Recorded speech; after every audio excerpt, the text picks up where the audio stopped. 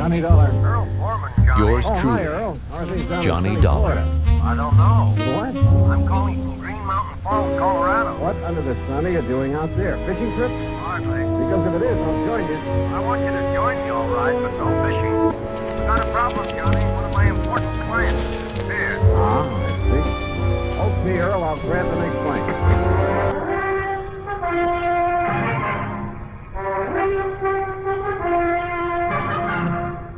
Bob Bailey in the exciting adventures of the man with the action-packed expense account, America's fabulous freelance insurance investigator. Yours truly, Johnny Dollar. And now, Act One of yours truly, Johnny Dollar.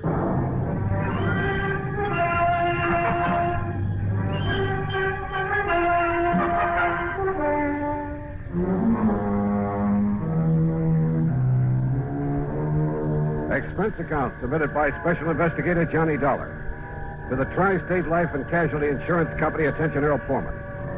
Following is an account of expenses incurred during my investigation of the Three Sisters matter.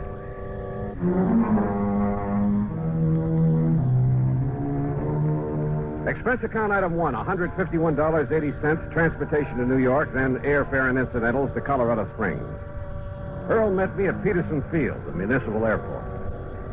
Oh, I'm glad to see you, Johnny. Hi. Toss in your bags and hop in. Okay, sure. And where's this Green Mountain Falls you call from? A little place about 12, 13 miles east of here. I'm staying at the Lucky Four Ranch. One of the last places Rolanov was seen. Rolanov? Misha Rolanov, the concert pianist. Oh, no. Oh, sure. Yeah, I've heard of him. He has a little place up on the mountain just back of the Lucky Four where he and his daughters live when he's not on concert. Daughters? How many? Olga, Maria, Ada. Now, here's what happened. Rolanov and the girls, well, they're really stepdaughters, by the way. Oh, where's the mother? She died some years back. Well, anyhow, they arrived up here about 10 days ago, right after his last concert swing over in Europe. Well, what does he do when he's up here? He and the girls just loaf. Oh, he has a piano in his cottage to keep him practiced, that's all. And now you say he's disappeared. You see, Johnny, he was fond of taking long walks. This is pretty good hiking country. Well, I can see that all right if you're part mountain goat. Yeah. Well, anyhow, 3 days ago, right after breakfast, he started out on his usual morning walk. He stopped in for a second cup of coffee with Ray Schmishny and his wife. Who are they? Ray and Glee run the Lucky Four. Oh, yeah. Well, go on. Well, that's all. That was the last time Rolanov was seen. Well, has any kind of a search been made? Yes, and that's not easy terrain to search. There's been quite a bit of snow, too, enough to cover up any tracks he might have made. All right. Do you know of any reason he might have wanted to disappear? No, I don't think so. I knew him very well, Johnny. I've known him for years. Of course, he occasionally got fed up with having 3 girls around his neck all the time. Silly man. Well, that who wouldn't, but he loved them, I'm sure. Especially Ada, the youngest. She's a brilliant pianist. Hey, Earl, tell me, how did the girls feel about him? Really feel about him? Oh, now, just a minute. Well, you said yourself they aren't his own blood. Well, just wait till you meet them and decide for yourself. Yeah, Earl, I will.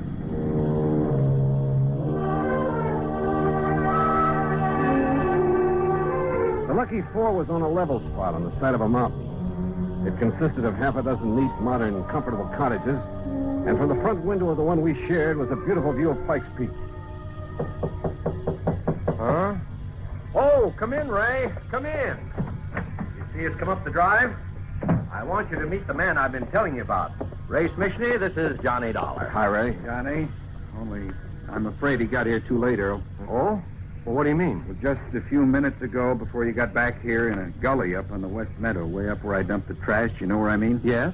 Remember the bear cave I pointed out to you one day when you went up there with me in the Jeep? You mean that bear got Rolanov? No, but that's where I found him. Well enough? Dead, Earl. Dead? A bullet hole in the back of his head. Act Two of yours truly, Johnny Dollar, in a moment. Act Two of yours truly, Johnny Dollar. Question. Was Misha Romanov, the eminent concert pianist, murdered? Or was he shot accidentally up near the Bear Cave on the mountain, back of the Lucky Four Ranch at Green Mountain Falls, Colorado? We went up there in Ray's Jeep. A careful inspection of the body and the gully in which he found it revealed nothing by way of clues to the riddle. One thing, Johnny. Yeah, what's that, Ray? Well, like I told Earl here, I was planning to shoot that bear myself. Yeah. Letting him get nice and fat on the garbage from the ranch. So what? What's that? He used to come down every day, regular as clockwork, and tip over the pails and gorge himself. Well, what are you trying to say? It's been over a week now since I've seen him. Well, I don't see what you're getting at, Ray. Well, it could mean only one thing, Earl. Somebody else got to that bear before I could. And it must have been some time before Rolinoff disappeared. That's right. So his being killed here couldn't have been accidental by somebody gunning for that bear. Look here, Johnny. This cartridge case I picked up. Oh, let's see. Here. 257 Roberts. Where'd you find it? Behind that tree there down the slope. You know anybody around here who shoots a 257 Roberts? All the hunters in these parts use a 30-06 or a 270 or a 30-30. Only 257 I've... Well, What's the matter, Ray? You look sick. Yeah.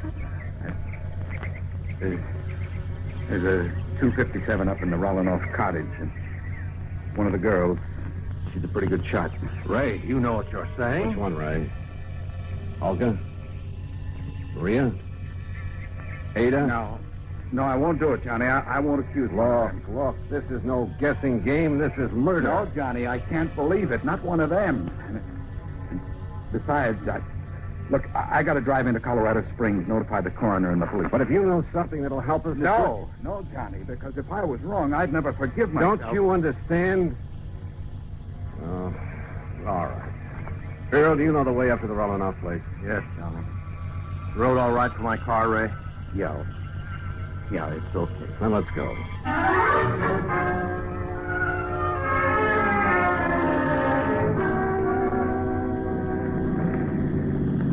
Hey, take it easy, Earl. This road isn't much wider than the car. I know it. Rolinoff Cottage is right up in that clearing, middle of that big meadow. You know those daughters, stepdaughters. You figure which one of them might have wanted to kill Rolinoff? Oh, no, Johnny, no. Well, who's the beneficiary of this policy? Well, it's a very unusual policy. Now, what do you mean, unusual? There's no beneficiary specifically named. What? The beneficiary or beneficiaries are to be the same as the heirs that are specified in Rolinoff's will. Well, who? Nobody knows. Well, where is his will? Same answer. Well, now, look But here, he Earl. always made it very clear that his will would show up at the proper time. I assume, of course, that his stepdaughters will be his heirs. Oh, but if they're not... Oh, this is the Rolinoff cottage. Well, quite a lot of cottage. And just as nice on the inside as it is on the outside. Rolinoff used to complain now and then about some of the feminine frippery all around him, but, well, he liked it.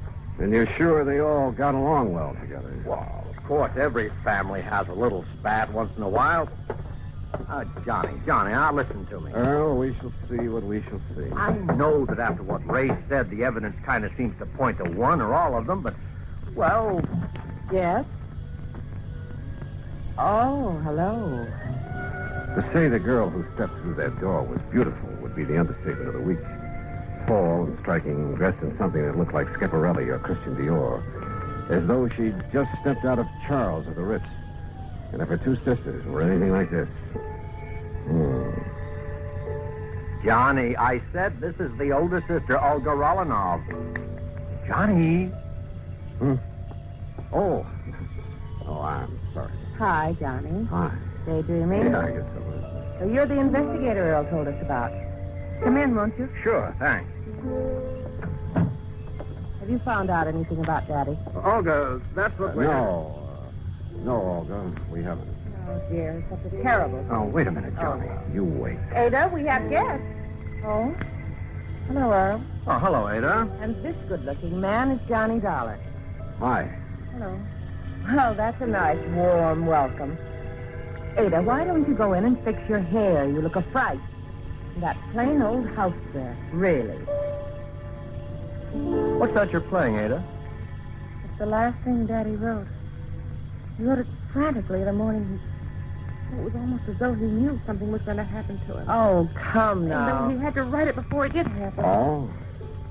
Where were you, Ada, the morning he left? Right here, Johnny. Playing this for the first time. Ever since he's disappeared, I've been trying to figure if it has some special meaning. Oh, Ada, that's such a silly idea. Is it? What did you mean by that, Olga? Oh, it's really... Well, it's like a lot of other silly ideas she gets over her music. Yeah, like what? A lot of things. As though she should be the concert artist in the family instead of Daddy. Maybe now that he's gone, I will be. I'll be greater than he ever was. Oh, sure. And I'll do it in memory of him. You'll do it for your own self-glorification. I'm sorry, son. That's all right. Incidentally, where were you that morning, Olga? In Colorado Springs. I went shopping right after breakfast. Or rather, window shopping. Oh. I need some new things so badly, and...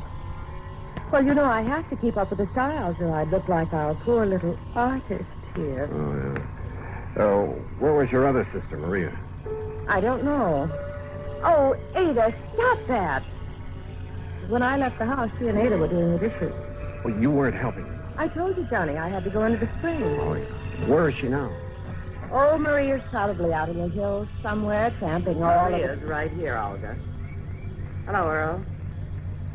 Well. Oh, come in, dear. This is Johnny Dollar, the investigator Earl said he was getting. Yes. So I see. Well, investigator? I saw two.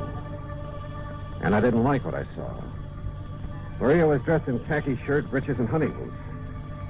And hanging in the crook of her arm was a high-powered hunting rifle.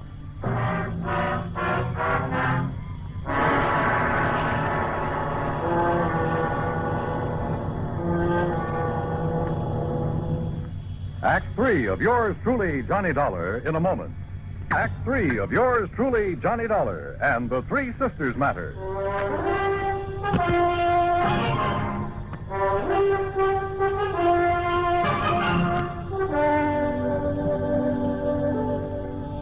How about aiming that rifle the other way, Maria? Oh, sure. I'll set it down the corner. It's empty, needless to say. Better let me see it, huh? Oh, I told you it's empty. Are you a hunter too, Johnny? You talk as if you were, dear. Are you, Maria? Do you do a lot of shooting? Shooting, yes. Killing. Oh, Camping around these mountains, blazing away at anything that moves just for the sake of... How about that, Maria? Oh, it gives me something to do. Kind of a relief. What else is there to do in this godforsaken place? Have you any other guns? A little 22 that I use for plinking. We all use it. Why? I want to see that one you put in the corner, Maria. Sure. And please don't start waving it around the way you did. Here you are. Why are you so interested in it? Oh, 30-06. That's right. Johnny? And your only other one is a 22. That's right. But why? That's no 22 up there over the mantel. That's Daddy's son. An LT-57. Oh? Get it down for me, Maria. Why? And why all these questions, Johnny? Better tell them, Johnny. Yeah, I guess. Tell us what? We found your father's body. Body? Johnny, you can't mean that. I'm sorry. He was shot by a high-powered rifle. Where? Where is he? What happened? This is terrible, Johnny. Tell me. What are you crying for, Olga? I suppose you're glad, Maria. Because now you can do what you please. No more of those boring concert trips all over the world. No more of this godforsaken place, as you call it. All right, now I listen, suppose Maria. you're glad because now you'll have money, fancy clothes, Europe, the Riviera, South America, men. Stop! Stop talking like that. Why? Because it's true. No, because it's... Ada, for heaven's sake, stop playing that thing over and over and over. What are you trying to do? Drive us out of our minds? No, I'm trying to find out why Daddy wrote it. What compulsion made him feel he had to write it before he left that morning? Hey, wait a minute. Well, all I have to say... Wait, is... I said. What is it, John? Ada, get back to that piano. What? Sit down. Play that thing again. Now play it, slowly. Stop. Johnny, what under the sun are you doing? Listen, Earl. The notes on the piano run from A to G like this. Don't you see? The first three notes of that thing she's been playing are A, D, A. Listen. A-D-A. Ada? Yes.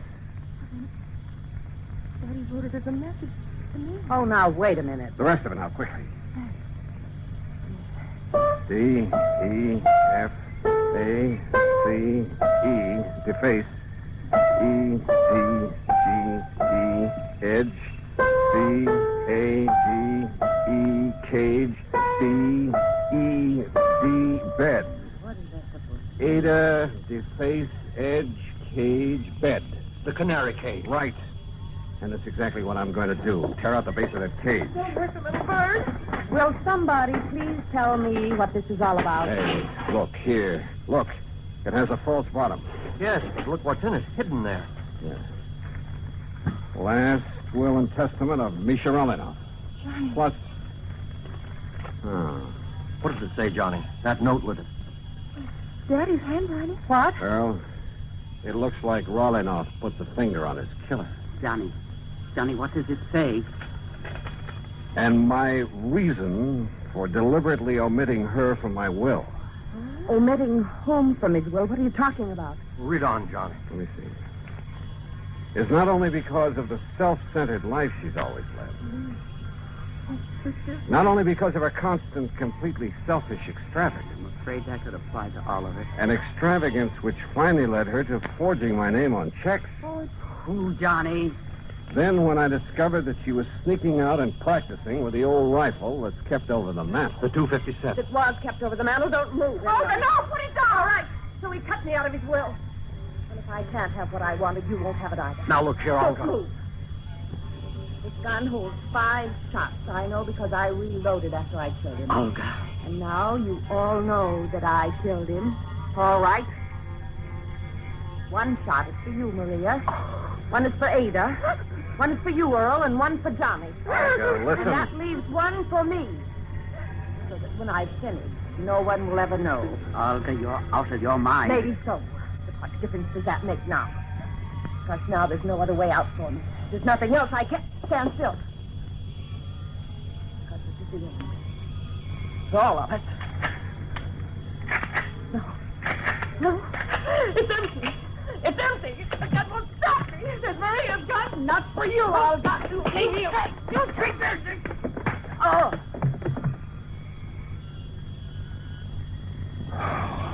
Thank God somebody emptied the bullets out of that gun. Yeah. Maria? Yes, Johnny. Ada and I, we didn't want to believe it. We tried not to, but I guess we knew that when Daddy disappeared, she must have somehow said something like this might happen. And she did kill him. Yes, she did. Oh, Johnny.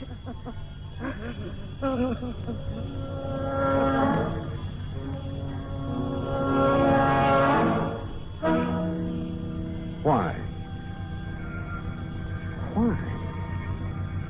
What kind of a mind could be so twisted? Expense account total, including fare back to Hartford, $351.20. Remarks? None. Yours truly, Johnny Dollar.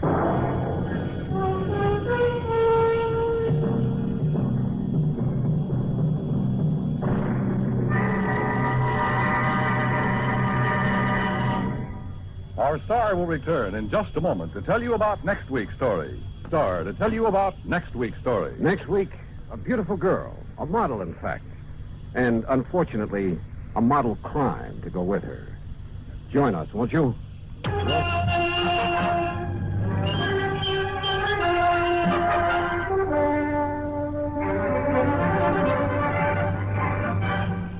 This?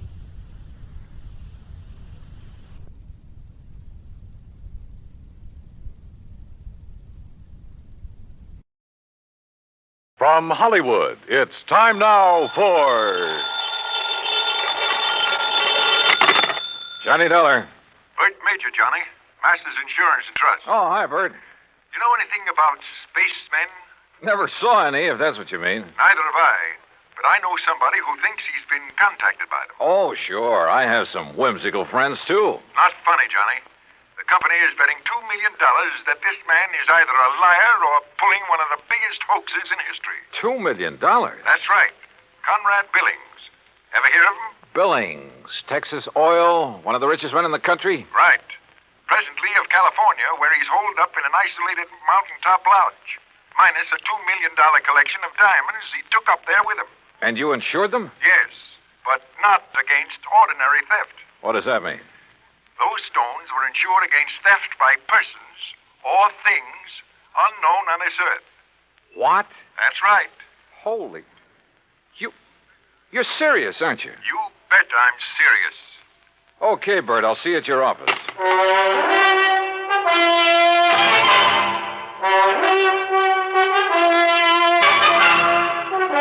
Bob Bailey in the exciting adventures of the man with the action-packed expense account. America's fabulous freelance insurance investigator. Yours truly, Johnny Dollar. And now, Act One of yours truly, Johnny Dollar.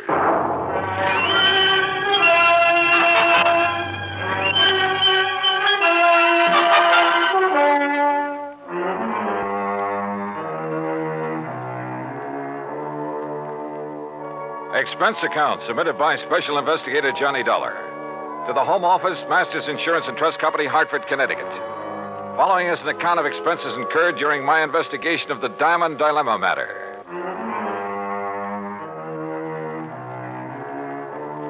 Expense account item 1, $3.20 for a taxi to the office of Bert Major. I've known Bert a long time, and he's been in and out of too many deals, big and little, to get excited over nothing. But he was excited now. This whole thing is incredible, Johnny. Fantastic. It's utterly impossible for $2 million worth of diamonds to simply vanish into thin air. So it's impossible. But it's happened. The police out there in California state positively that no man on earth could possibly have gotten to those stones. Then, Bertram, tell me all. All right. 2 weeks ago, Conrad Billings called me from his lodge up in Northern California. Said he wanted to insure the diamonds immediately. Over the phone? Over the phone. You're sure it was really he? I'm not that naive. I had the call traced. How come he called you? We've done some business with a wealthy friend of his in Dallas. Recommended. Uh-huh. And he had the stones with him there at the lodge? Yes. And, Johnny, it's one of the most isolated spots on Earth. You're sure he had them there? He loves diamonds, Johnny. Almost to the point of obsession. He plays with them like a kid plays with marbles. Lord knows he can afford to.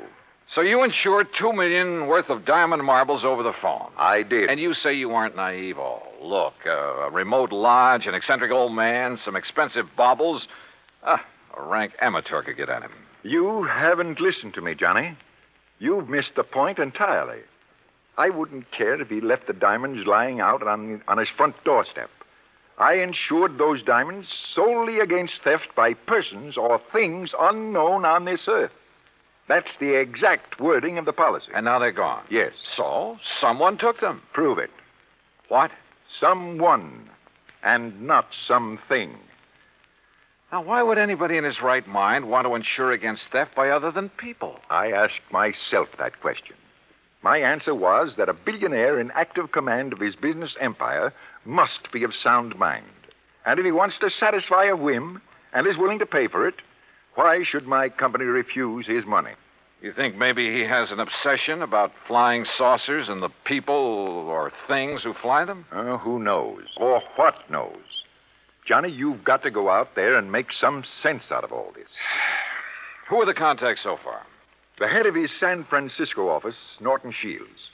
The chief of police in Lakeview, about 30 miles from Billings Lodge, and the insured. Okay, I'll call you, Bert, but not from Mars.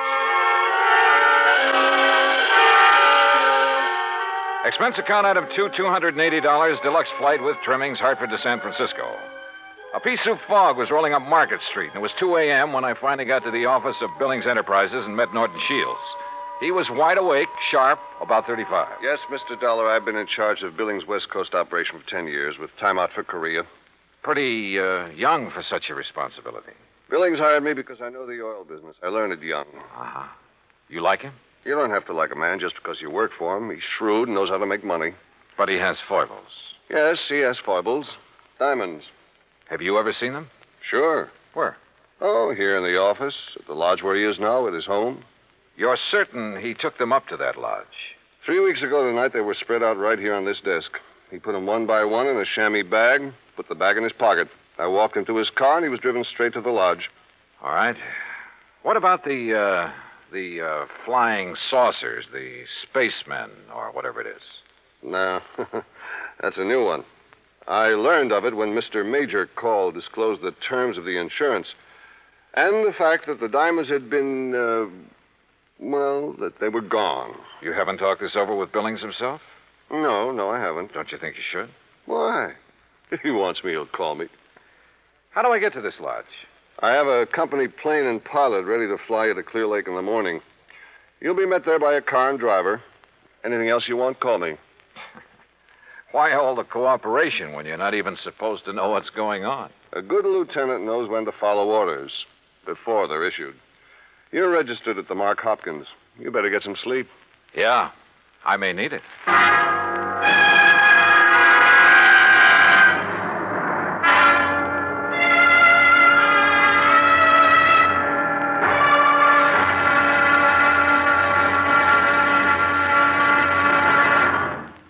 Act Two of yours truly, Johnny Dollar, in a moment. And now, Act Two of yours truly, Johnny Dollar, and the Diamond Dilemma Matter.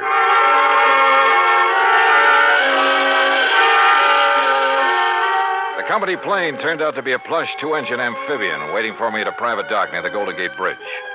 The pilot introduced himself, and we headed due north up San Pablo Bay and then northwest past the Valley of the Moon. Then, a few minutes later, we glided in for a landing on Clear Lake, the largest body of water in the state of California.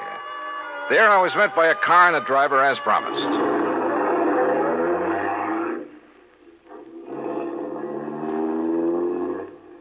How far is it to Mr. Billings' lodge, driver? About 30 miles. What do you do when Mr. Billings isn't here? Wait for him. Do you, live at the lodge? Nobody does. Just Mr. Billings. No caretakers, housekeepers, anything like that? Just Mr. Billings. Well, surely there must be someone to look after. Look, mister, I'm hired to drive a car. I do it. And that's all. The car twisted and turned through some lush country, then left the highway and climbed a narrow mountain road with signs every couple of 100 yards marked private in big letters. After several miles of this, during which we passed through a couple of gates that had to be opened manually, we came to a high steel wire gate with equally high fencing stretching out in either direction. A small redwood blockhouse squatted inside. The driver made a U-turn, stopped in front of this gate, then reached around and opened the door. This is it, mister. This is it? Yep. Okay, if you say so. But if this is a millionaire's idea... Hey, wait a minute! Huh. Well, if this really is the place, I may as well get... Can't you read? You touch that gate and you will be electrocuted. What? Your name, Dollar? That's right. Who are you and what's the idea? Speak up. Where were you at exactly 2 o'clock yesterday afternoon? Well, if it means anything to you, I was talking with a man named Bert Major in Hartford, Connecticut. Come in. The big gate swung open, and I gingerly walked through it, as per instruction from the loudspeaker nestled in the wall of the redwood blockhouse. You drive, don't you? Yes. Then get in that car you see there and follow the road. The car referred to by the voice was parked against the blockhouse on the far side. I did as I was told. After a while, the road narrowed to a single track and continued on up the mountain. At one point, there was a solid granite overhang, a sheer drop of 1,000 feet or more, and another gate that opened as I approached it and closed behind me. Finally, I rounded a turn where a fill had been made, and a moment later came out on top. A few hundred yards away, across the terrace top of the mountain, was a charming rustic lodge. I drove over to it.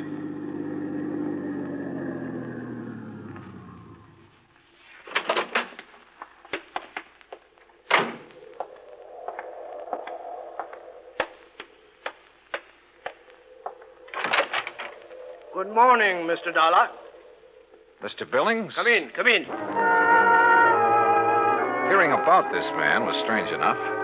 Seeing him was even more of a shock. About 5'2", flashing gray eyes, bullet bald. He was wearing a baggy old jacket that hung nearly to his knees. This way. I want you to see my view of the lakes below. Well? Beautiful. What was that? I said beautiful. Yes, it is. Now, Mr. Major has informed you of the insurance on my diamonds, which disappeared 2 nights ago. Yes, sir. He told me that. Speak up!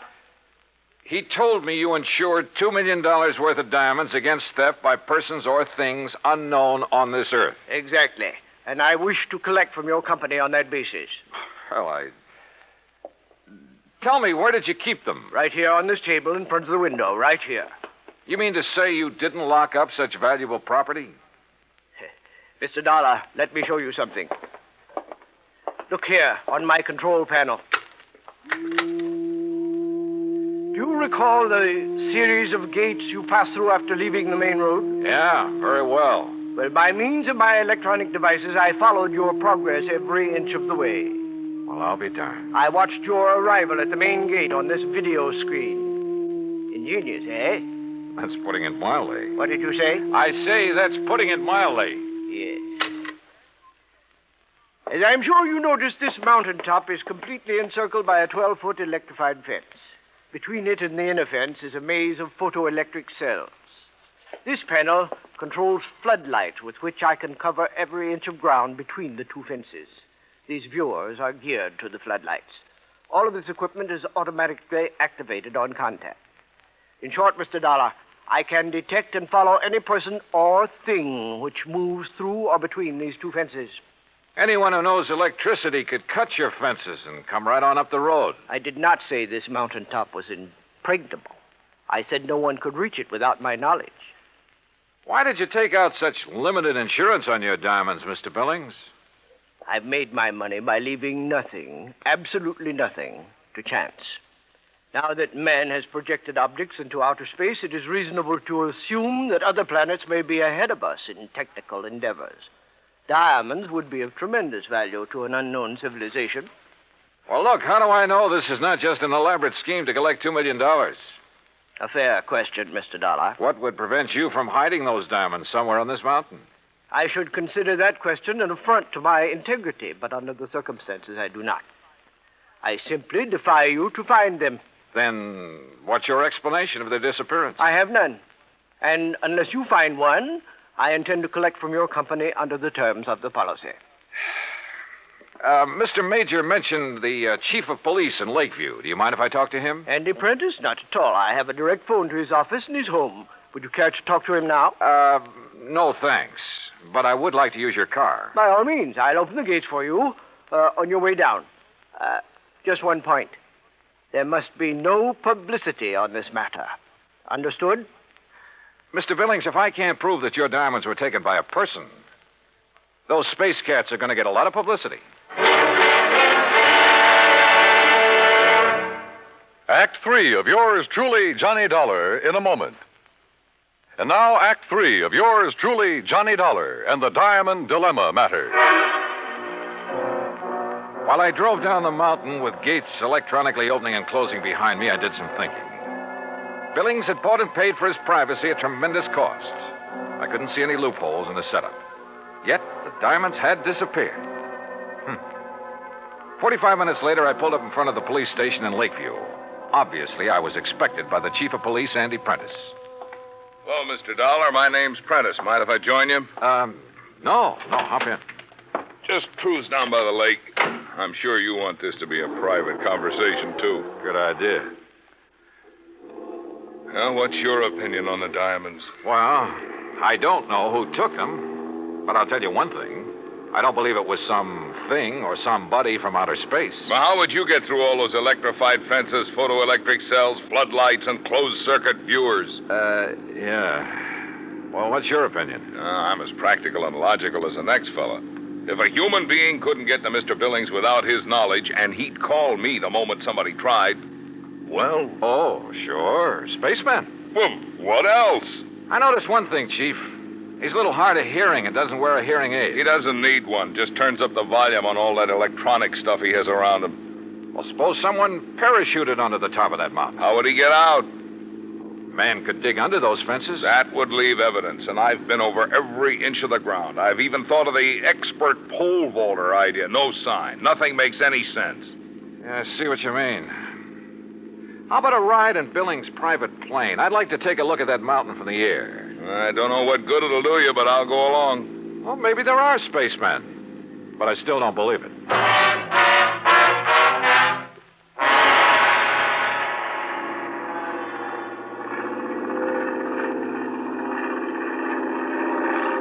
We're coming to it now. See the road winding up? And there's the lodge. Yeah. I asked the pilot to circle around the top as close as the air pockets will permit. Good. Chief, have the pilot drop down just below the top and steer a course between the two fences all the way around. Whatever you say. Oh, pilot! For the next few minutes, I studied the top of that mountain from all possible angles. The road leading up to it, the terraces, the lodge itself. Suddenly, an idea hit me. And a few minutes later, I left a somewhat puzzled chief of police at the landing dock on Clear Lake. An hour later, I was explaining who I was and what I wanted to do to a somewhat incredulous captain of police at San Francisco's International Airport. I finally convinced him I wasn't out of my mind, and he reluctantly agreed to cooperate. Then, about dusk, I found myself exactly where I wanted to be, on top of Billings Mountain, calmly walking toward the lodge.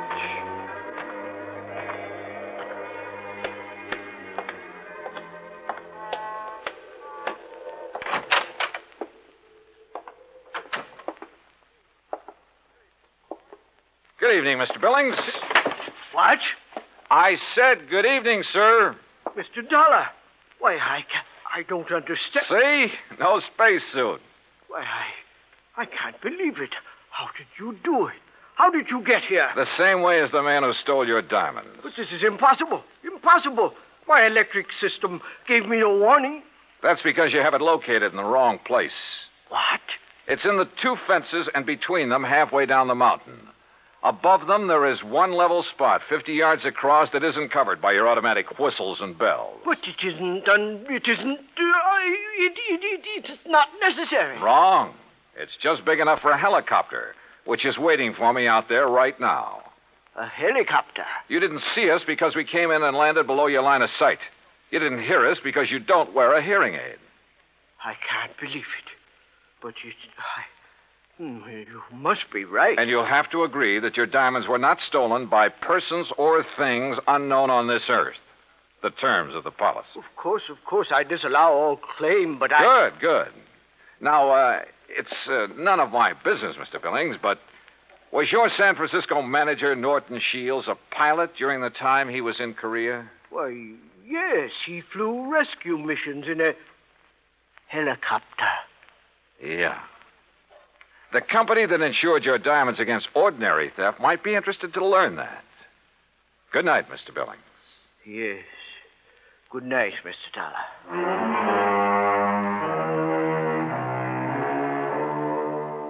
You know, in some ways, I felt sorry for him. He'd spent millions of dollars to insure his diamonds and his privacy. Came a real showdown, and it turned out he had neither. Oh, he'll get his diamonds back, sure, and probably buy some more. But privacy, with or without money, is a pretty hard thing to come by. At least in this man's world. Expense account total, including incidentals and transportation back to Hartford, $284.30. Yours truly, Johnny Dollar.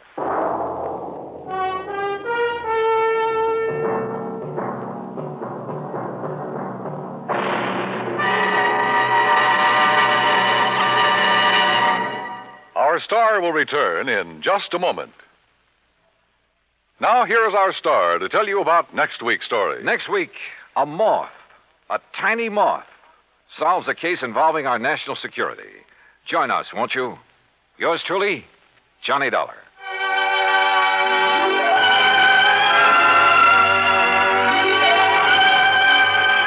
Yours truly, Johnny Dollar, starring Bob Bailey, originates in Hollywood and is produced and directed by Jack Johnstone.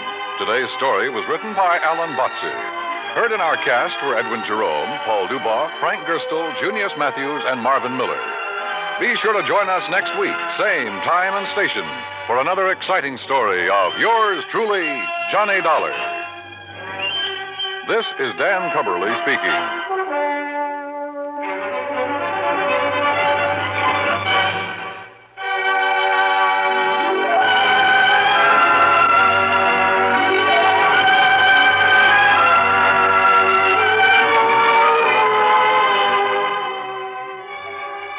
This is the United States Armed Forces Radio and Television Service.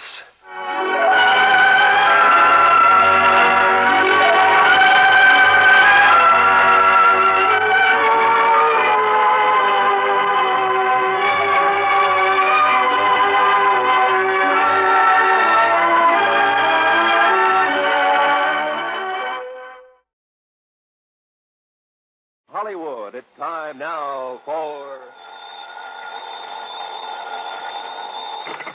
Johnny Dollar.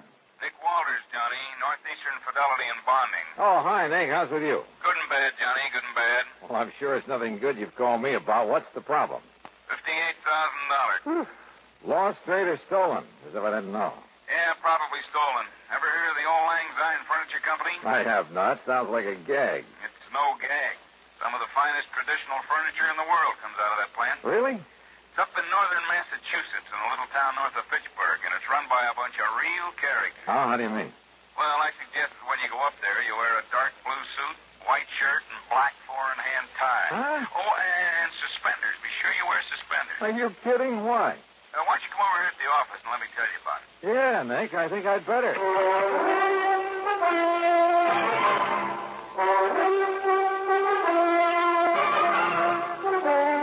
Bob Bailey in the exciting adventures of the man with the action-packed expense account.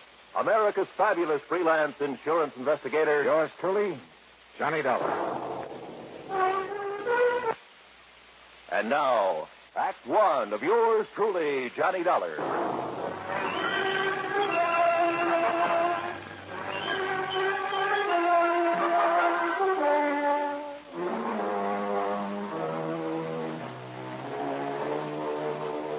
Expense account submitted by Special Investigator Johnny Dollar to the Northeastern Fidelity and Bonding Company, Home Office, Hartford, Connecticut.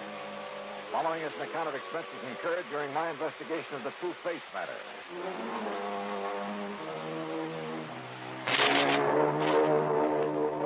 Expense account item 1, after shaving, showering, and donning the most funereal clothes I could find. Item 1, $1.10, taxi to Nick Weldon's office at Northeastern Fidelity and Bonding. Just remember what I told you, Johnny. The Old Lang Syne Furniture Company is run by a bunch of characters. Yeah, that's what intrigues me. That's why I came over here. Oh, they're craftsmen, all right. The old school. May take them a couple of years to make an ordinary straight-back chair, but when it's done, it's the most beautiful thing you ever saw. And the finish they get on the pieces they turn out. Beautiful. And expensive, too, huh? Oh, sure, but worth it. Any piece of furniture they make will last 100, 500 years. Yeah, they're real honest craftsmen, the kind you don't see anymore. Uh-huh. Well, apparently somebody wasn't too honest with them. So tell me all, Nick. Johnny, it seems one of their lads has run off with some of the company money. Yeah, you mentioned $58,000. Yep. 58,433 to be exact, and those boys are exact. Well, what did the police have to say? Nothing. They were never called in.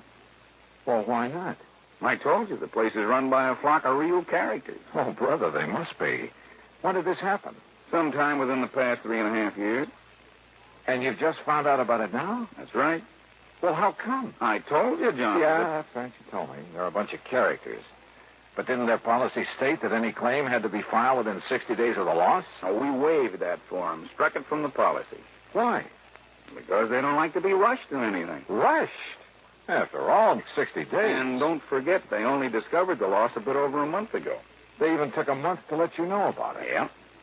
And yet you say it could have occurred as much as 3.5 years ago. Yeah, I know. But why don't you save the questions for Mr. J. Worthington Keesley? Who's he?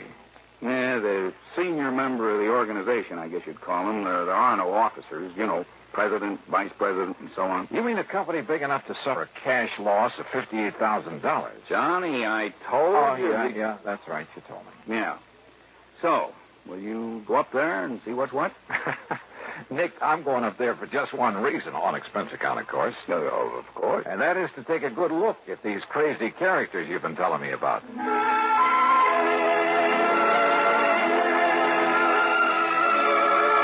Item 2, 325 for a bus to Fitchburg, Massachusetts, where at the terminal I picked up a local to North Weldon, home of the Old Lang Syne Furniture Company. The name was appropriate. Located on the outskirts of the quiet little New England town, it consisted of a huge barn-like building that looked as though it had been standing there since the year 1. Surrounded by stately elm trees and a couple of gnarled ancient oaks, it looked, well, very picturesque. A large wrought iron weathercock graced one end of the high-peaked shingle roof and looked down on broad lawns and well-kept flower beds. The road leading up to it was just an old-fashioned dirt road, and I kicked the dust as I plodded along. Then suddenly I stopped. For there at the side, instead of automobiles, were, believe it or not, horses. Horses and carriages and a bicycle or 2 or 3. It was almost as though a picture of 50 or 60 years ago had suddenly come to life. And then inside, when I found Mr. J. Worthington Keesley, well, he looked like one of the Smith brothers, and was sitting in front of a fine but ancient roll-top desk. Of course we do, Mr. Dollar. Our fathers and their fathers before them all wore full beards. Therefore, we do, too. Would you like a bit of snuff, sir? No. No, thanks. Yes, it's one of the traditions, sir. The traditions to which we adhere in order that we may continue to fabricate the superlative furniture for which we've become famous over the past 107 years. And I take it, Mr. Keesley, that the same thing applies to the horses and carriages out there at the side? Yes, they were good enough for our grandparents, so they're good enough for us. I suppose that's why I should have suspected Mr. Twiller. Mr. Twiller? Roscoe James Twiller, Mr. Dollar. Here, sir, there's a picture of him. In this group photograph taken on the occasion of our 100th anniversary. I feel like I ought to yell beaver. I'm afraid his mighty shock of hair and magnificent beard misled me back in 1941 when I hired him. Yes, and I suppose I should have known when he gave up horse and surrey to drive one of those newfangled motor cars. Should have known what, Mr. Keesley? That he was no longer a man suited to our fine establishment. Is he the one who took off with your $58,000? $58,433.41. Are you sure? I mean, sure it was he? Beyond a shadow of a doubt, sir. He was the only one beside myself who had a key to the vault in which we kept our building fund. And when he suddenly left us 3 years, 5 months, and 16 days ago, yes, I should have known. But you didn't discover the loss until recently. It was June 21st at 4 minutes after 10 that I went down to the vault. For the first time in 4 years, we had something extra to put aside. And you discovered the money was missing? The vault was empty. Except for this note. Huh? Goodbye, suckers. Horrid word. Signed Twiller. So, you see, Mr. Dollar? Yes, I do. It looks like he's our man. No question about it. And you've no idea where he might have gone? None whatsoever. Well, surely there must be some clue. None whatsoever. But you must find him. But that was 3.5 years ago. Exactly 3 years, 5 months, and 16... So where do I start? Unless your company decides simply to reimburse us for our loss, that, Mr. Dollar, is up to you.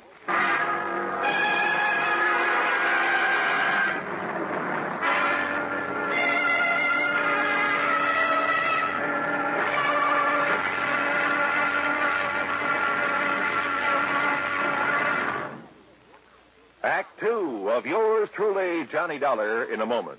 Sometimes we may wonder why a football team doesn't quit playing and walk off the field when it finds itself 50 points behind with only a few minutes of play to go. What is that indomitable spirit that fills men with hope and keeps them going in spite of terrific odds, keeps them going just to play the game according to the rules, just to get the job done as well as they know how? This kind of spirit pervaded the feelings of heavy bomber crews of the 9th Air Force on that day of glory, August 1st, 1943, the day of one of the most secretly planned surprise bombing missions of World War II. The day of the low-level attack on the Romanian oil refineries at Ploiești. More than 170 B-24 heavily loaded bombers took off in a swirl of red dust from Benghazi, Libya, to bomb a highly defended priority target. The element of surprise in the low-level attack was to be one of their greatest weapons. But things went wrong from the start. 3 planes exploded during takeoff operations. 11 more aborted due to engine trouble. Of those that reached the target area, less than 1/3 returned to home base. The leaders of the mission encountered navigation difficulties and difficulty in identifying specific targets.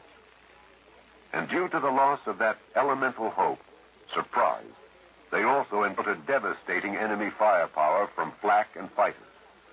The mission was partially successful, but a horrifying experience. 5 medals of honor were awarded to the heroes of the Ploesti raid for valorous action above and beyond the call of duty. At any time, the men would have been justified in turning back, but they had a code of conduct that made them want to see the unequal game through to the end. It was a job that had to be done. A charge of the Light Brigade in the air as they flew down the valley of death to glory. And now, Act Two of yours truly, Johnny Dollar, and the Two-Faced Matter.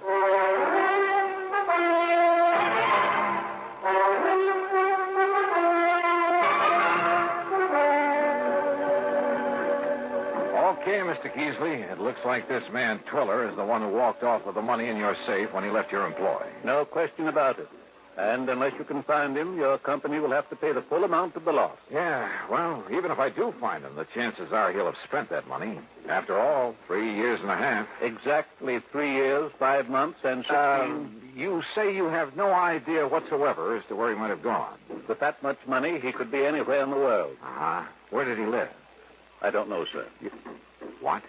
After all, it was none of my affair. But if he worked for you a number of years... I make it a rule never to pry into the affairs of others. Except, of course, where the manufacture of fine furniture is concerned.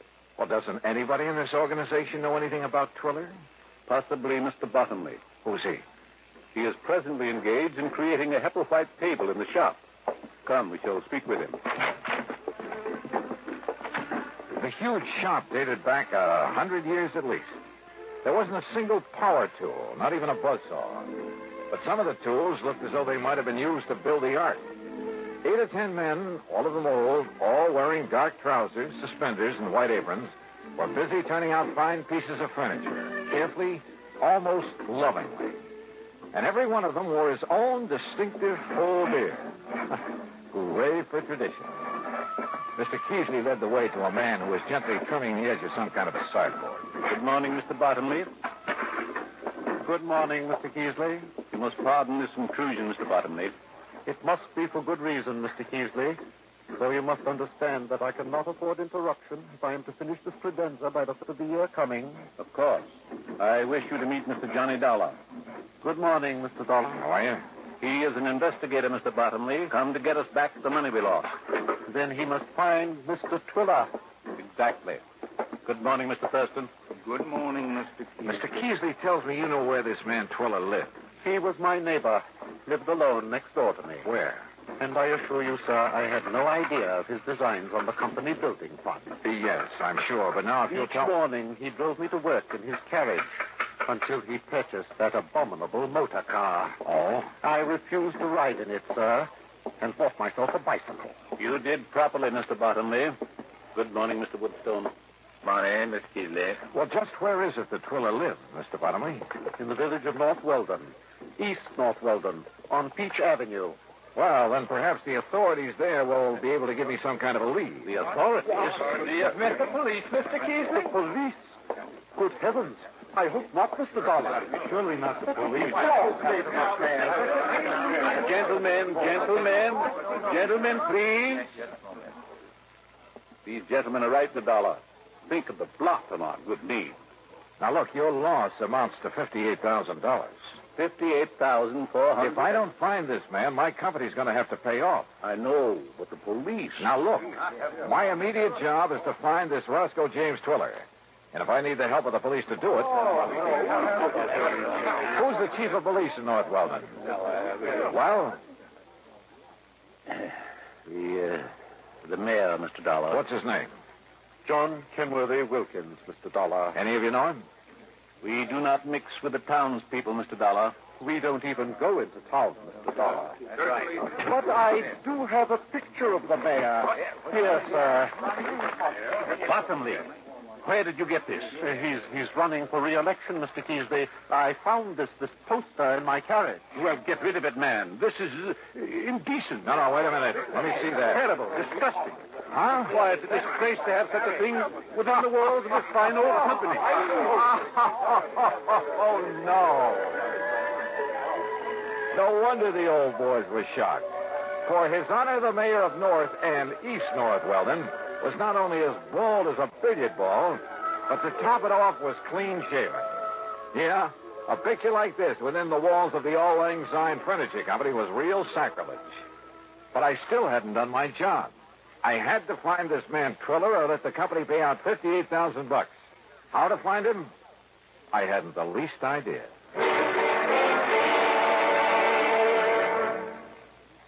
Act 3 of yours truly, Johnny Dollar, in a moment.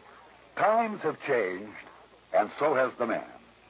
During the 18th and 19th centuries, warfare with its musket fire, and cavalry charges, and cannonades was a simple, direct, easily understood type of conflict. The undisciplined but sharp-eyed revolutionaries hid behind trees and hedgerows to pick off the advancing British troops. The wild, dashing, hell-for-leather cavalry charges of the Civil War and Custer's encounter with Sitting Bull and the Sioux Indians were, though courageous, simple and direct. But they were far removed from the developments of the atomic age, which demands selectivity, skill, and rigorous training. Until recently, the soldier's general level of knowledge determined his job suitability. Today, however, with more and more complex weapons and equipment being used, the military needs large numbers of skilled technicians. To that end, tests have been developed to find men with intelligence and technical aptitude, and to develop in these men the needs of the future. Yes, times have changed, and so has the man. And now, Act 3 of yours truly, Johnny Dollar and the Two-Faced Matter.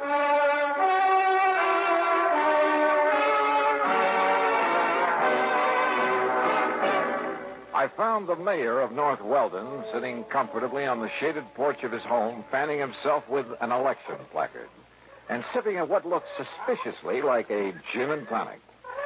Yes, you're certain that I can't fetch you a limeade, too, Mr. Dollar? No, thanks, Mayor Wilkins. Yes. Well, now, as I started to say, when I first came here, I did hear some rumor about money having been taken from the Auld Lang Syne Furniture Company. But until they lodged a complaint with me, for you see, I'm also chief of police. Yes, well, from what I can see, they're pretty slow about things like that. Yeah, well, they're slow about everything. But they make magnificent furniture. Mm-hmm, I could see that. Tell me, did you know this Roscoe Twiller at all? No, gone before I came to North Weldon. Oh? Well, that was only 3.5 years ago. And I came after that. Yet you're the mayor of the town. Village, really, Mr. Dollar. But lovely place. I've liked it ever since the first time I saw it. And when the people learned of my police record, my record in police work out in Ohio, why, they insisted that I take over my present jobs for them. I see. And you have no idea where I could get a lead on this man Twiller? No, sorry. Don't the people at the furniture factory have any ideas about him? None whatsoever. You're sure? I'm sure.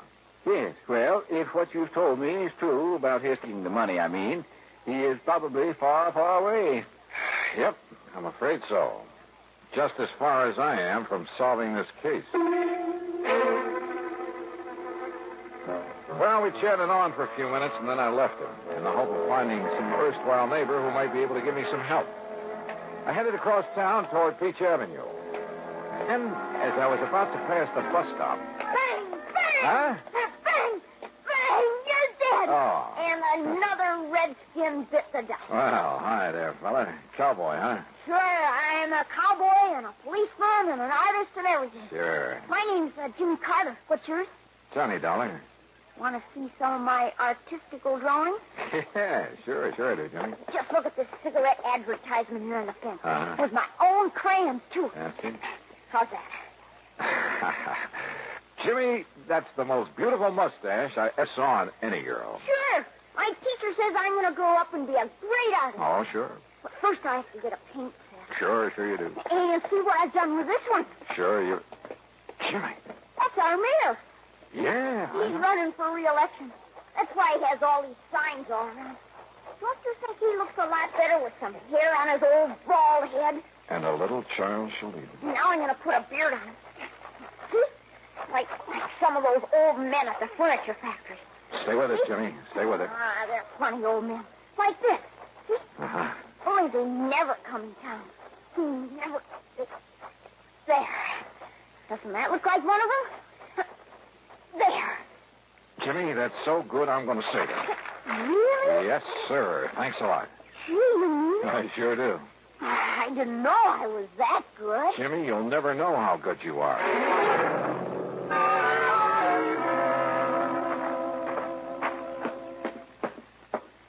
Well, you back so soon, Mr. Dollar? Mayor Wilkins, or rather, Chief Wilkins. Yeah. I have to ask you to make an arrest.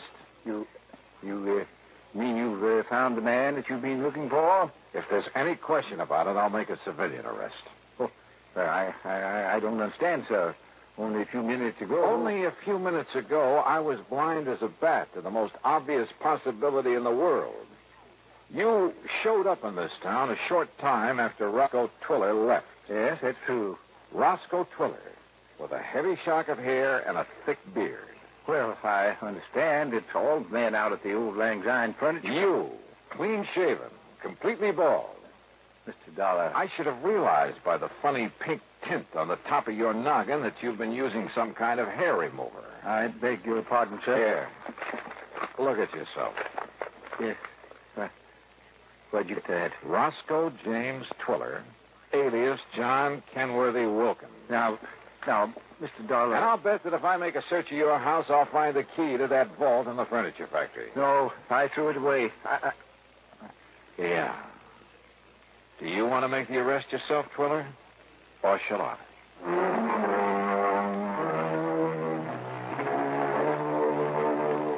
I don't know why Twiller gave up so easily. I guess it was because I'd caught him completely off guard. He even signed a confession and promised to pay back what he could. So, from here on in, it's up to the courts. And all thanks to a little kid who liked to draw mustaches on billboards.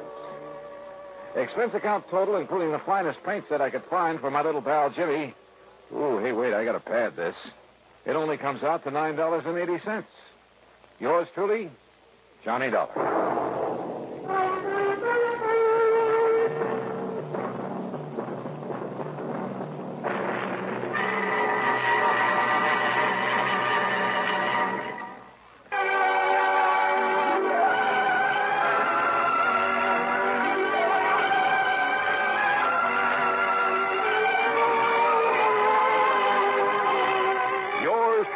Johnny Dollar, starring Bob Bailey, originates in Hollywood and is written, produced, and directed by Jack Johnstone. Heard in our cast were Will White, Herb Vigran, Forrest Lewis, Edgar Barrier, Richard Beals, Bill James, and Gus Bays. Be sure to join us, same time and station, for another exciting story of yours truly, Johnny Dollar. This is Roy Rowan speaking.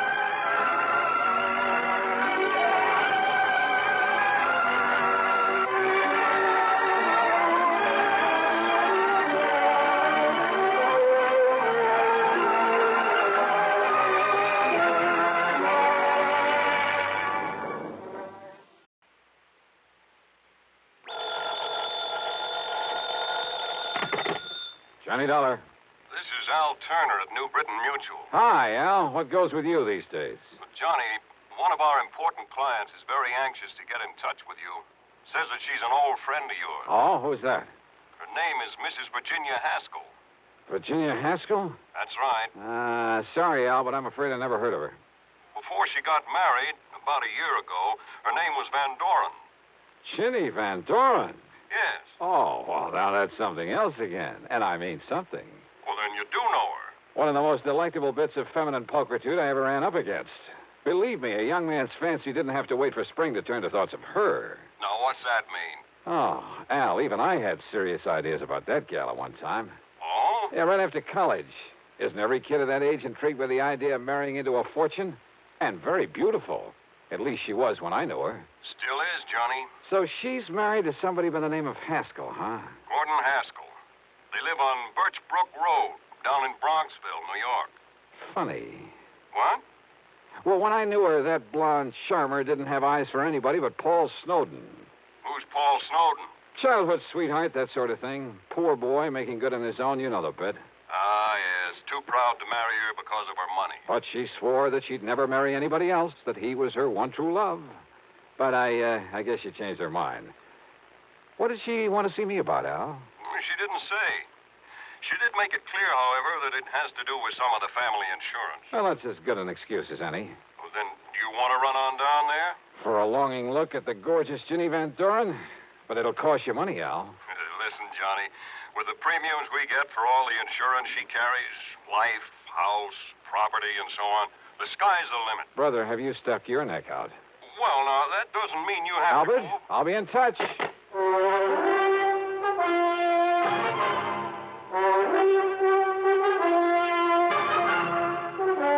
Bob Bailey in the intriguing adventures of the man with the action-packed expense account.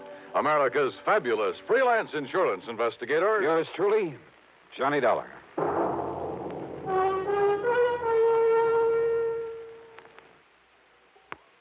And now, Act One of yours truly, Johnny Dollar.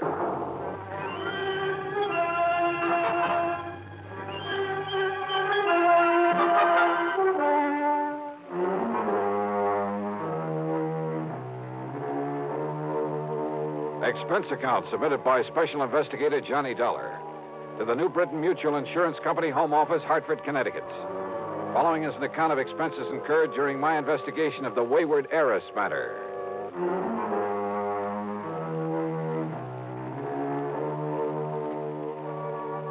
I decided it might be handy to have my own car along for this one, so expense account item 1, $4.25 for a tank full of gas.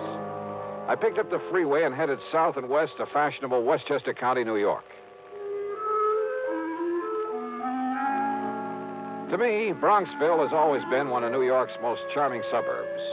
Only about 20 miles north of the big city, it's full of beautiful homes with lots of trees and expensive landscape properties.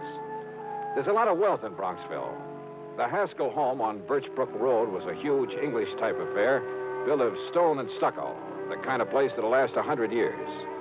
18 or 20 rooms, I'd guess, and surrounded by well-kept lawns and flower gardens, oak and sycamore trees, and neatly trimmed hedges.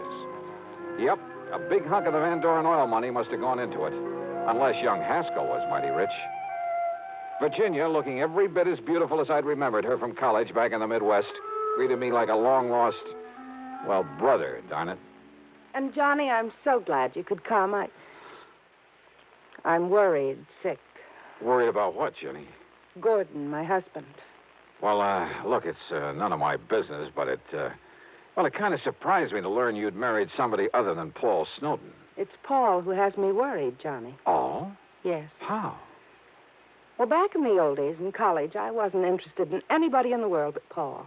I mean, seriously. Yeah, I remember. The rest of us couldn't get to first base with you. I loved him, Johnny. And I hoped that as soon as he could get established in a business of some kind, he'd ask me to marry him. Well, what stopped him, Jenny? Money. When Father died and all the Van Doren money came to me, Paul suddenly changed. He stopped seeing me. He even avoided me. So then, well, I guess what I did was make a mistake. What was that? I went to see him at his little plant there in Chicago. Chicago? That's where we were living then. And, Johnny, the only reason he stayed there was to be close to me. So you went to see him? Yes. And I proposed to him. Oh? Also, well, this was the big mistake. I offered to finance the machine tool business that he was trying so hard to build up. But he didn't like that and told me so. I'm afraid there was quite a scene there. You've just been looking down your nose at me all these years. It's been nothing but pity. Paul! Yeah, poor, timid little me. Needs help. Maybe needs mothering by somebody who pities him. By somebody who can afford to support him. Paul, that isn't true. Then why do you come offering help, offering money? I don't want pity. Somebody holding up my head for me. I've got to work this out alone. It may take me a long time, but I'm not going to... Oh, I'm sorry, Jenny, but don't you see I love you? I'll never love anybody else. Then why don't you let me Don't you understand? I'll never get anywhere on your charity. You're feeling sorry for me. Paul, darling, please. All right. All right, the less we see of each other now, the better. Maybe sometime, but... Well, no, not now. Find somebody else, Jenny. Somebody who can give you the things you need and want. Uh-huh. A little too much pride for his own good, I'd say. It upset me terribly, Johnny. Especially when he told me to go out and find somebody else. But I take it you did. Then Gordon came along. Sort of caught me on the rebound, I guess. Tall, good-looking.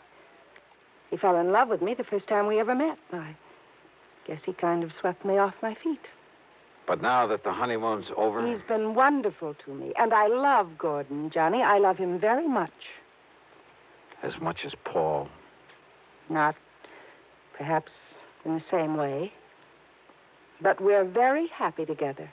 And there's never been any strain or tension because of this difference in our fortunes. Gordon isn't wealthy either? Well, he hasn't what I have, of course. But he manages to get along. And I'm being a good wife to him. Oh, I'm sure you are, Jenny. And don't you see, if Paul, because of his jealousy, were to kill Gordon... Jenny, you mean you honestly believe he might? Yes. That's exactly what I mean. That's why I sent for you. But good heavens, gal. And Johnny, you've got to stop him.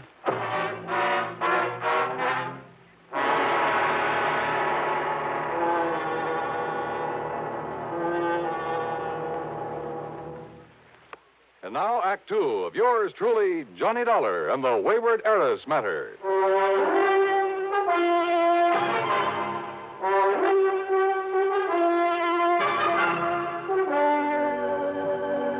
All right, now, Jenny, listen to me. It's true, Johnny. I'm sure of it.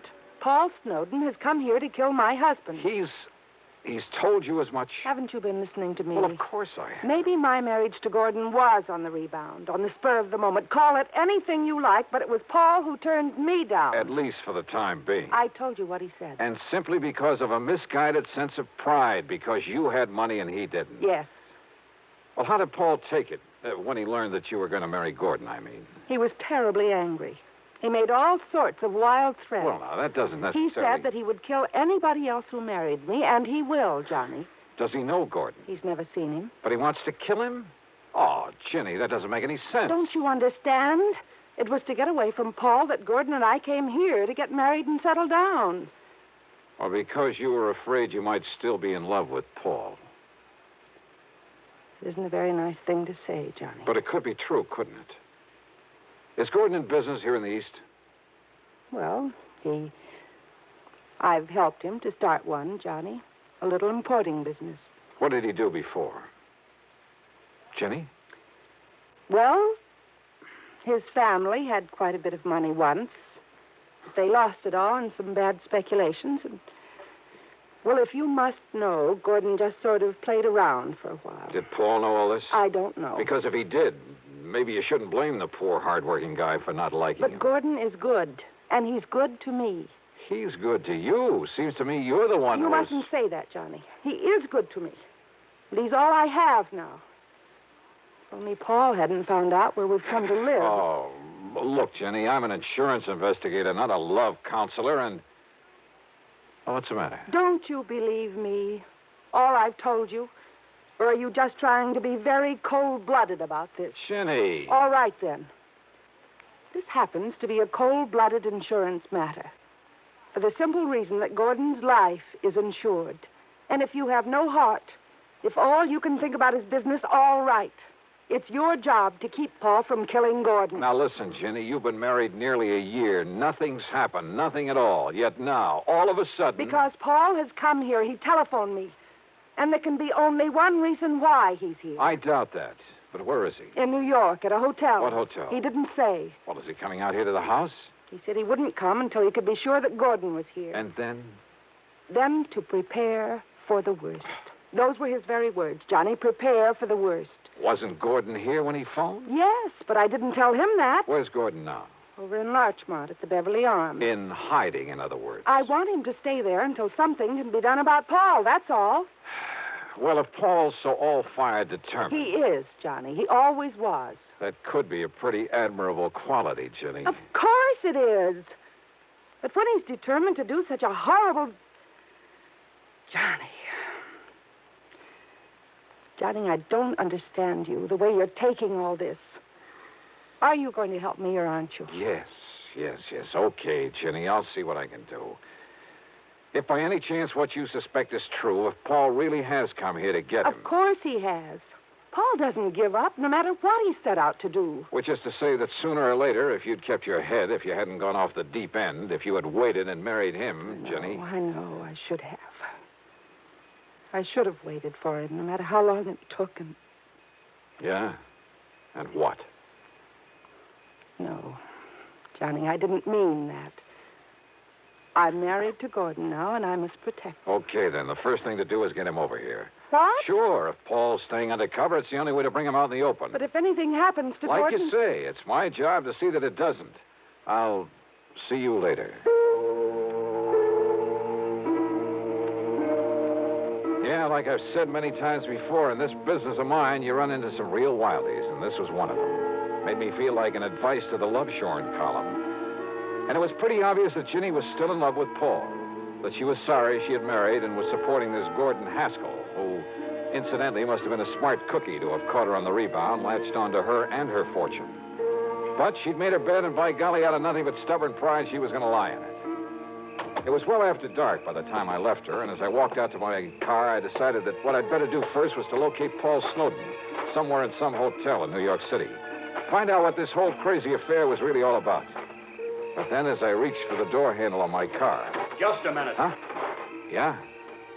I've been waiting for you. Oh? Who are you? As if I couldn't guess. Mister, I found out all about you, why you came here. Me? Oh, well, if you don't believe me, take a look at these photostats from the police files in half a dozen western states. Well, now, just take it easy. Let me put on the dash light so I can take a look at them. You'll have plenty of time to look at them when I'm through with you. Well, just a minute. Mister, I ought to kill you.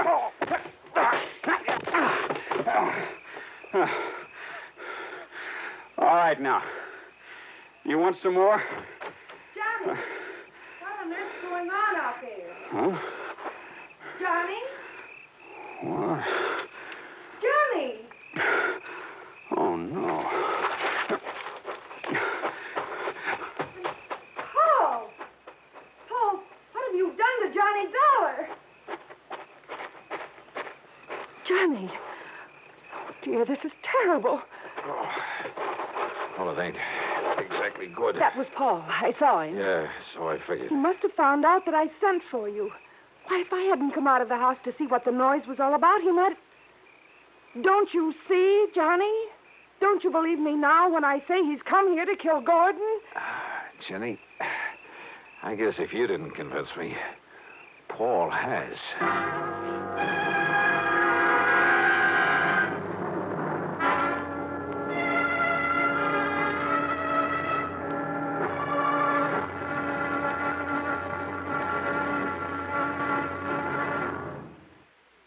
Now, Act 3 of yours truly, Johnny Dollar.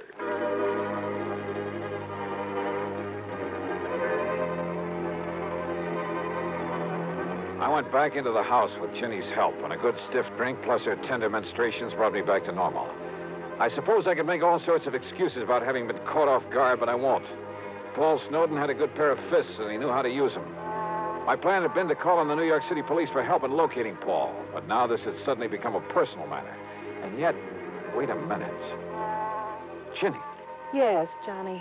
Are you feeling... Listen, didn't you tell me that Paul and your husband Gordon didn't know each other, had never met? Yes. What about those papers, the photostats? Papers? And we've been thinking that Paul jumped me because he'd found out you'd called me in to protect Gordon. Of course. Well, it just happens we were wrong. Oh, Johnny, I don't understand. Listen, I'll be right back. But Johnny, he may still be out there somewhere. I wouldn't be at all surprised. Well, but Johnny, don't you...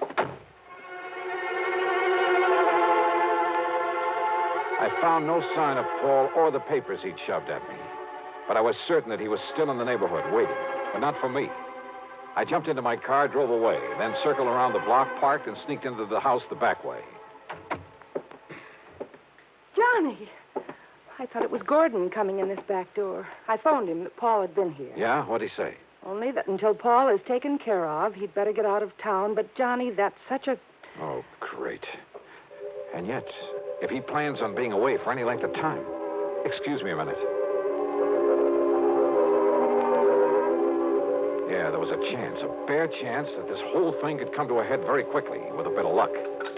I opened the front door, then called out into the darkness beyond the porch. Paul? Paul Snowden. This is Johnny Dollar. If you're out there, stick around. Now, listen. I'm leaving this front door unlocked, so use your own judgment. I went back into the library. Standing there with Ginny was a man, a few years older, slightly gray around the temples. He had a worried, furtive look about his eyes. He was momentarily startled when I walked in on him. Johnny. Gordon, this is Johnny Dollar. Hiya, Gordon. He sneaked in the back way, Johnny. But I'm not staying around to get killed. Now, listen, Virginia. Gordon, it'll be all right now. No, I don't know who Dollar is or why you've called him in, but I'm not staying around here with Paul Snowden gunning for me. You're afraid of him, Gordon? Wouldn't you be? Come on, Virginia. Open up the safe. You've got plenty of money in it, I know. But look, darling... Come on, get it for me. Give it to me. But to run away like this... Oh, because Paul wouldn't run away. You know that isn't what I mean. Give me the money, Virginia. Or do you want a dead husband on your hands? Well? Now, listen, Gordon. You listen. This is none of your business. I wouldn't be too sure of that. Well, I am, Virginia. Now, just a minute. Will you keep out of this? No. Oh, yes, you will. You see what I mean? Gordon, that gun... Give me that money so I can save my life. Put that thing down, Gordon. Stand back, Dollar. I'll pull this trigger. Brother, that's what you think. Yes? Oh, I'll kill you.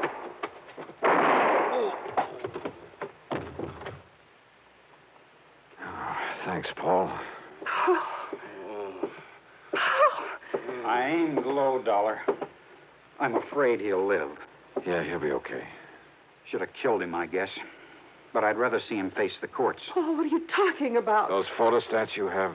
Yeah. Police files all over the West. He has a record as long as your arm, under various names. Wealthy women. Married them, took their money. Oh, no. Yes, Jenny. And some of them... Well, he killed them.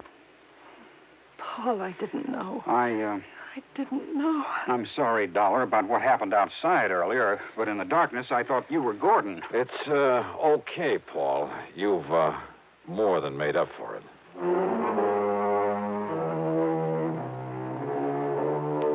Well, maybe Paul and Ginny will finally get together for keeps. I don't know. I don't even know whether I care.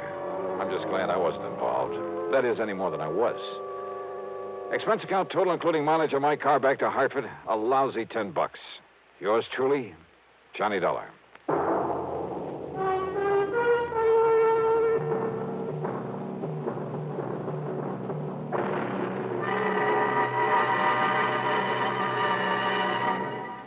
Our star will return in just a moment. Now, here's our star to tell you about next week's story. Next week, a sweet little old lady involved in one of the dirtiest rackets I know. Join us, won't you? Yours truly, Johnny Dollar.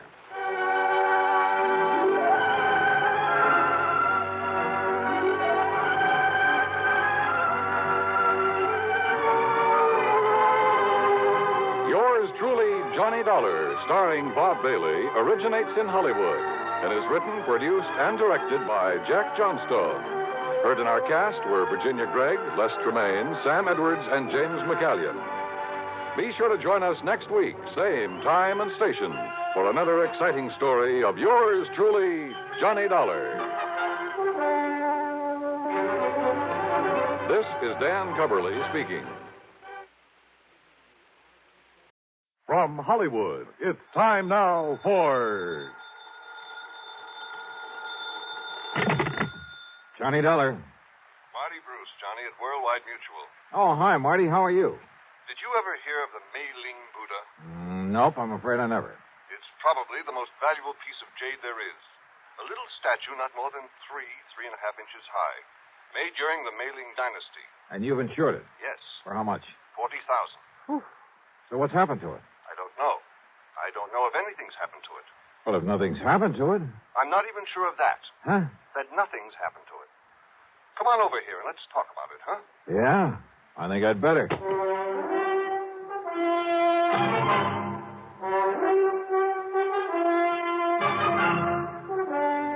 Bob Bailey in the exciting adventures of the man with the action-packed expense account. America's fabulous freelance insurance investigator. Yours truly, Johnny Dollar.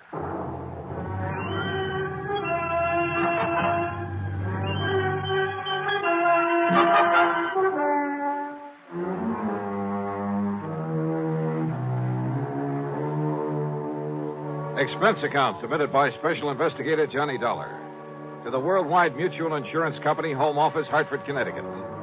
Following is an account of expenses incurred during my investigation of the Mei Ling Buddha matter.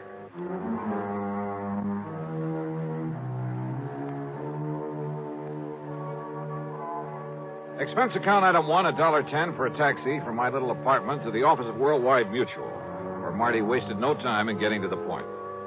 I'd know for sure if it weren't for that knuckle-headed Ray Kermer. Who's he? One of our account men. Got back from a European vacation just this morning. For being so stupid, I ought to fire him. He knew we'd insured that jade Buddha. And when he saw it over there in Paris a couple of weeks ago, he should have looked into it. Found out what it was doing there.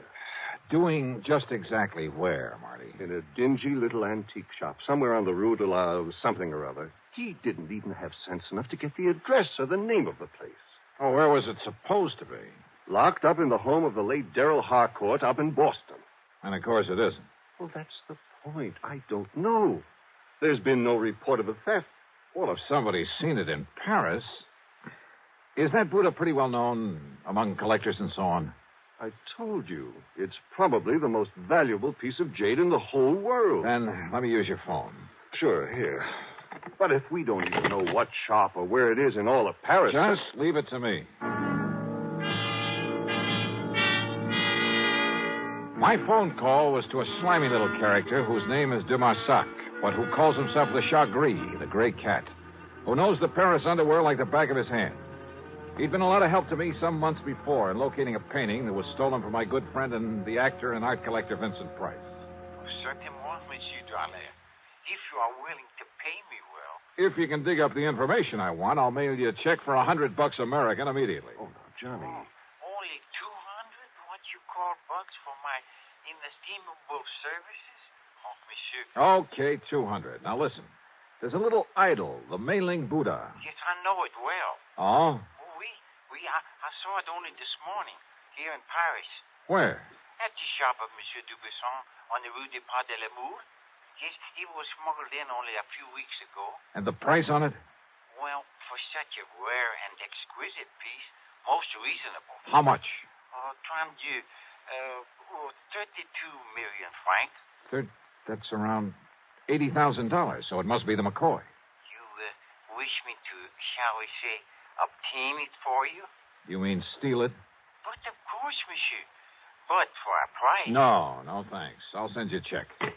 You're giving him $200 just for that? A lot cheaper than my flying over there. Well, yes. So now I'd better check at the home of this, what'd you say the name is? Darrell Harcourt in Boston. I'll put down the address for you. Died about 2 years ago. Home's in charge of his old housekeeper, a Mrs. Mary Pascoe. And I take it his property hasn't been disposed of yet. His fine old tapestries and furniture, yes, will to various museums here. Thanks. Everything but the contents of Mrs. Haskell's room and the study. The latter he willed to a nephew, Charles Curtis, to be given to him the day he finishes at Harvard. Well, that's a funny sort of arrangement. Harcourt was a funny man.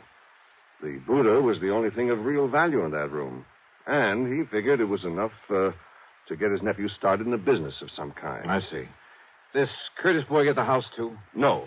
That goes to Mrs. Haskell after Curtis gets the contents of that one room. Well, looks as though I'd better hie myself up to Boston and make sure that Buddha's really gone.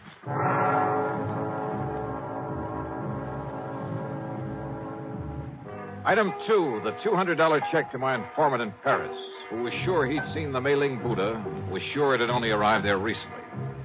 But if so, why hadn't it been reported missing from the home of the late Darrell Harcourt up in Boston? Item 3, $50 deposit on a rental car. When I reached Boston, I headed west on Beacon Street, a couple of miles beyond Kenmore Square, and there on a little side street found the Harcourt home. It wasn't much of a place anymore. The lawn and garden had been neglected, and the building itself was in need of repair. The doorbell was the old-fashioned kind.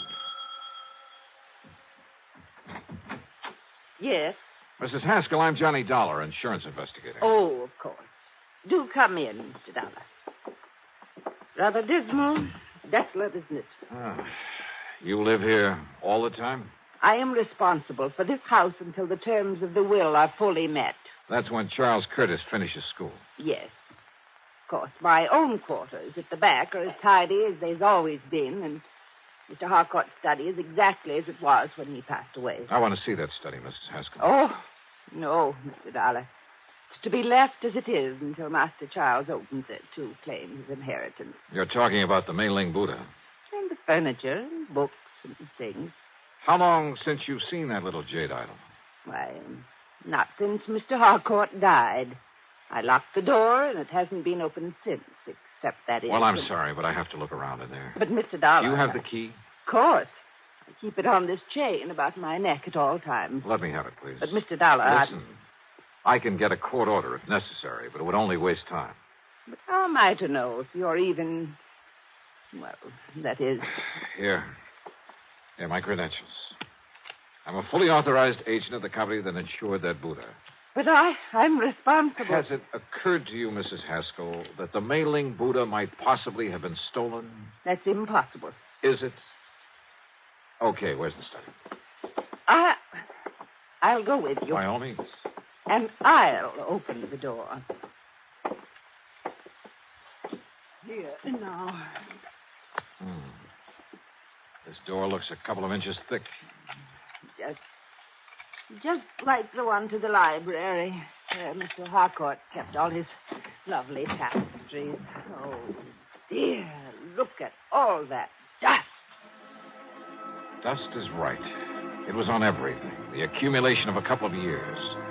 On the desk, the chairs, the oaken floor, bookshelves, and tables. The room was dark and gloomy. Yes, it looks just the same, except for all this horrible dust. But as I told you, Mr. Dollar, this is the first time the door has been opened. Yeah. Now, where is the... Oops. Oh, I hope you didn't hurt yourself. No, I just didn't see it. But he always insisted on keeping the electric fan on that little table next to the door. Yeah. Now, where's the Buddha? In the little wooden casket on the desk. Now, let's see.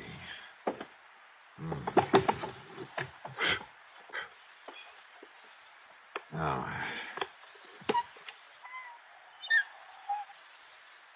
Well, I was afraid of this. Afraid of what, Mr... Oh, no. It's gone. The Buddha's gone. Yeah. Oh, no. I searched the room thoroughly and found no trace of the Mei Ling Buddha. Somehow, someone had got in that locked room and stolen it. It must have happened recently. A piece as valuable as that wouldn't be allowed to lie around for long. The Barsack had told me it arrived in Paris only a few weeks ago, and I had no reason to doubt it. But how could anyone possibly have got in there without leaving marks in the dust that swirled about our feet every time we moved, that showed a clear imprint of every step we made, that left a mark on everything I touched? Oh, dear, Mr. Dollar, this is terrible. You're sure you have the only key to this room, Mrs. Haskell? Yes, it was entrusted to me to prevent this very thing. Oh, dear. What about the nephew, Charles Curtis? No, I'm sure he's never had one. You think he could have got hold of yours and had a copy made? No, impossible, Mr. Dollar. Oh, dear. Where is he? At school at Harvard. I think I'd better see that boy. Well, certainly you can't think that Master Charles did this. I don't know what to think yet. Tell me, you're absolutely sure you've let no one in here since Mr. Harcourt died? You can tell by the dust over everything that no one has been in here. Not for years. You're sure of that? Absolutely. Well, except for the federal tax man, of course, the appraiser for the estate. Oh? When was that? A month or so after Mr. Harcourt passed away. And yet the piece showed up in Paris only a few... I was with him, Mr. Dollar, and so was the attorney. Who is the attorney? Mr. Howard Bancroft in town. Do you have his address? His office is just off Copley Square. Uh-huh. Then I've got two people to see, Charles Curtis and Howard Bancroft. Mr. Dollar, about Master Charles. He's a good boy. Oh, yeah, I'm sure. You simply can't think that he... And anyhow, no one could have gotten here without leaving a trail. Mr. Dollar... Now, look, I want you to close up this room again and leave it closed. I'll be back. Please, Mr. Dollar. About Charles, listen to me. Maybe later, Mrs. Haskell. Later? Yeah. After I've talked to him.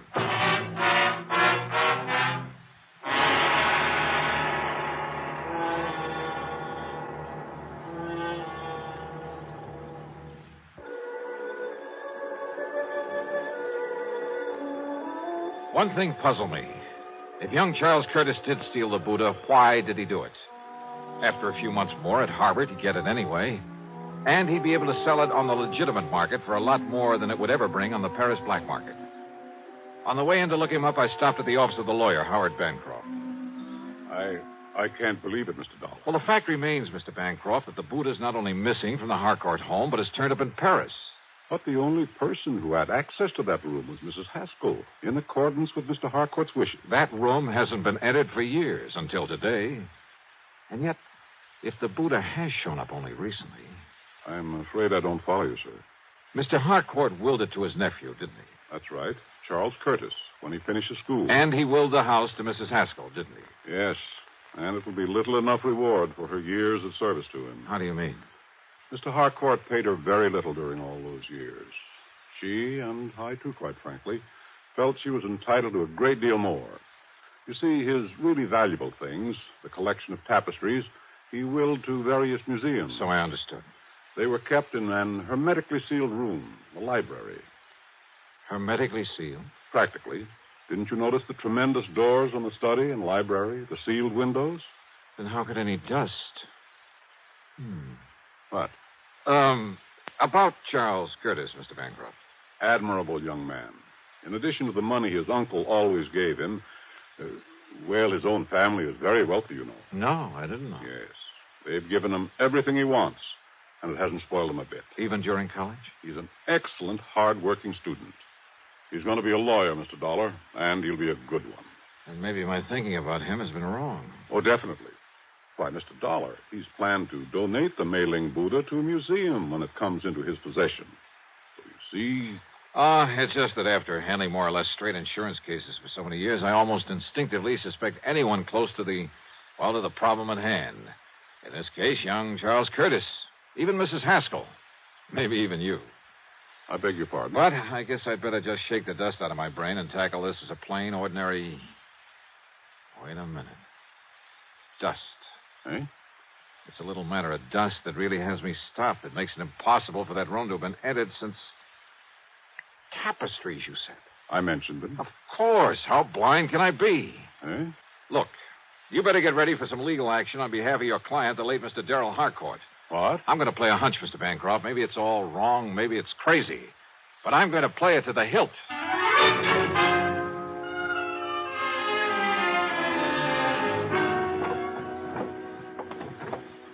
No. Mr. Dollar, you can't do this. You have no right. Now, we'll see about that. These are my own personal things. I don't believe you're an insurance investigator at all. Please, whatever you like.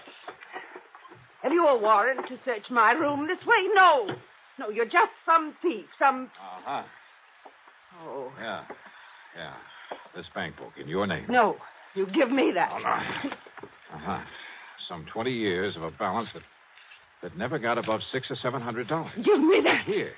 2 months ago, a single deposit of $21,000. That was money That was the money you got from some crook. We'll let the police run him down. Some crook who smuggled the Mei-Ling Buddha over to Paris after you stole it out of the study. That's impossible, and you know it. That study hasn't been open for nearly 2 years. You saw the layer of dust in there yourself. Oh, yes. You pointed it out to me half a dozen times. I should have caught on then. Come on. We're going into that study. Give me the key. No, I won't. Then I'll have to rip it off that chain around your neck. All right. Here. You saw for yourself? Yes, I saw it all right. And I didn't have sense enough to realize what kind of dust that was. Here now. Look at it. Full as earth. What are you talking about? About the old-fashioned method of cleaning fine tapestries with full as earth. That's the way Mr. Harcourt cleaned them, isn't it? What difference does that make? And there's probably a supply of it down in the cellar somewhere that he always kept on hand. What if there is? That doesn't prove anything. Yeah, I was blind. Blind as a bat when I knocked over this electric fan that didn't have any dust on it. Because it's what you use to spread the dust. The fine particles of full as earth all over this room. A little sackful, maybe, held in front of the fan. Now, listen. And it left proof, apparently, that nobody'd been in here for a couple of years. Yeah, it had me fooled. But not anymore. Better get your coat, Mrs. Haskell. No. No. Mr. Dollar, I deserved far more from Mr. Harcourt for my years of service. And of watching him squander his money on the idle tapestries. And on that nephew who had money of his own. Now I have money. Plenty. Plenty, Mr. Dollar. More than I need. I'm an old woman. But you're young. Perhaps you could use some of it. Perhaps $10,000 or $12,000. You'll have to think of a better way out than that, Mrs. Haskell. Please. And you know something? I have a notion you're going to have time to think about a lot of things. Plenty of time.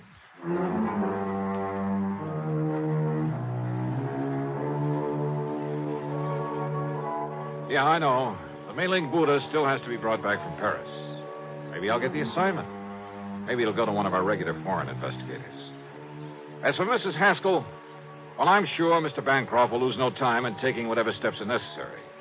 So, expense account total, including mileage on my rental car and a few incidentals, well, call it $300 even. Yours truly, Johnny Dollar.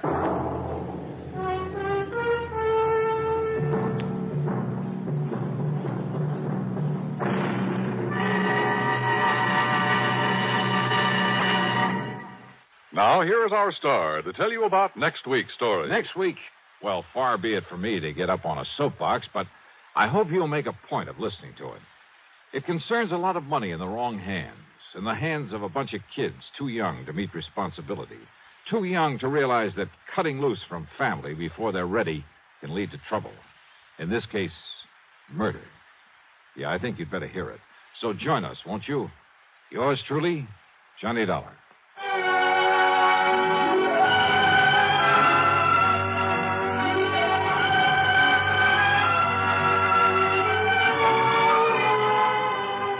Yours truly, Johnny Dollar, starring Bob Bailey, originates in Hollywood and is written, produced, and directed by Jack Johnstone. Heard in our cast were Virginia Gregg, Paul Duboff, Will Wright, and Forrest Lewis. Be sure to join us next week, same time and station, for another exciting story of yours truly, Johnny Dollar.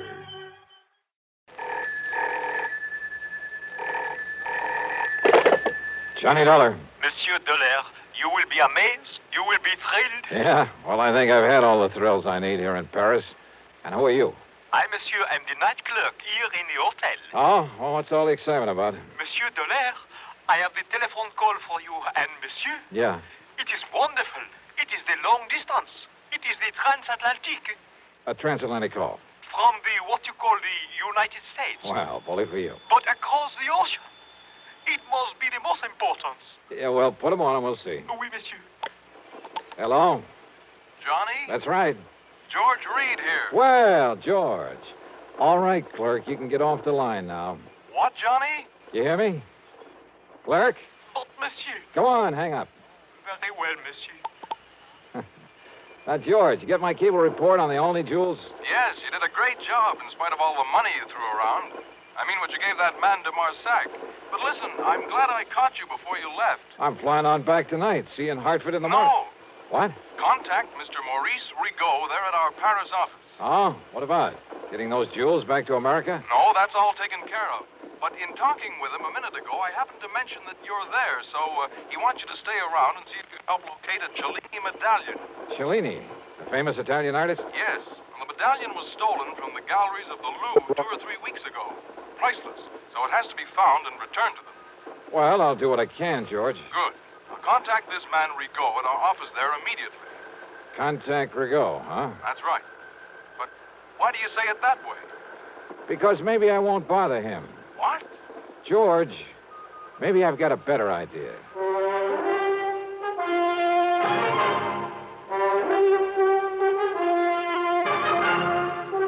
CBS Radio brings you Bob Bailey in the intriguing adventures of the man with the action-packed expense account, America's fabulous freelance insurance investigator. Yours truly, Johnny Dollar.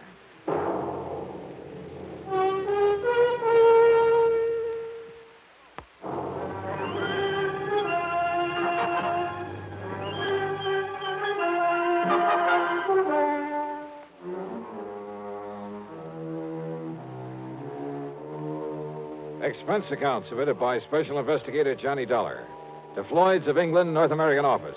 Or maybe it's the Paris office. We'll see. Following is an account of expenses incurred during my investigation of the Embarcadero matter.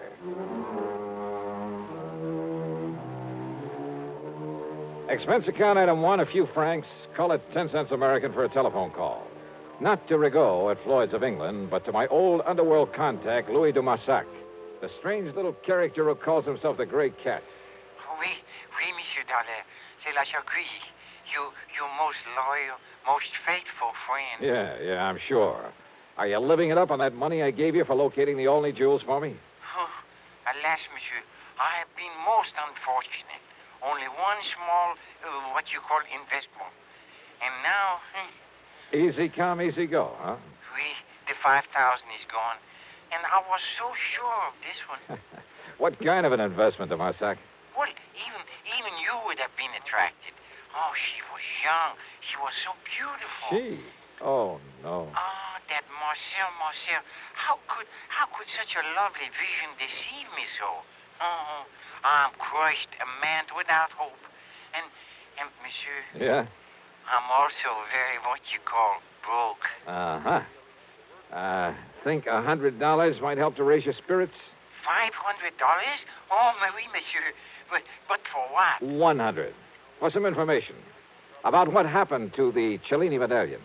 Oui, stolen from the Louvre. Oh, you know about it then? But of course. You know where it is? No. But for you and me, I will somehow find out. Good.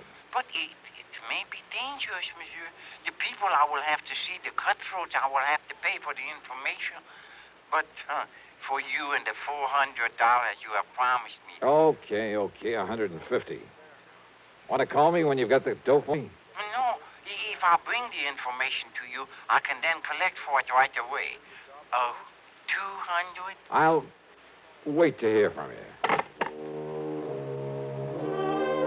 Okay, now, George, don't flip your lid over some more money for de Marsac. After all, he knows more about what goes on in the Paris underworld than any other man alive. And if in a day or two he can come up with the information I need, well, put it this way. He saved the company a lot of time and money in the past, and I'm sure he can do it again.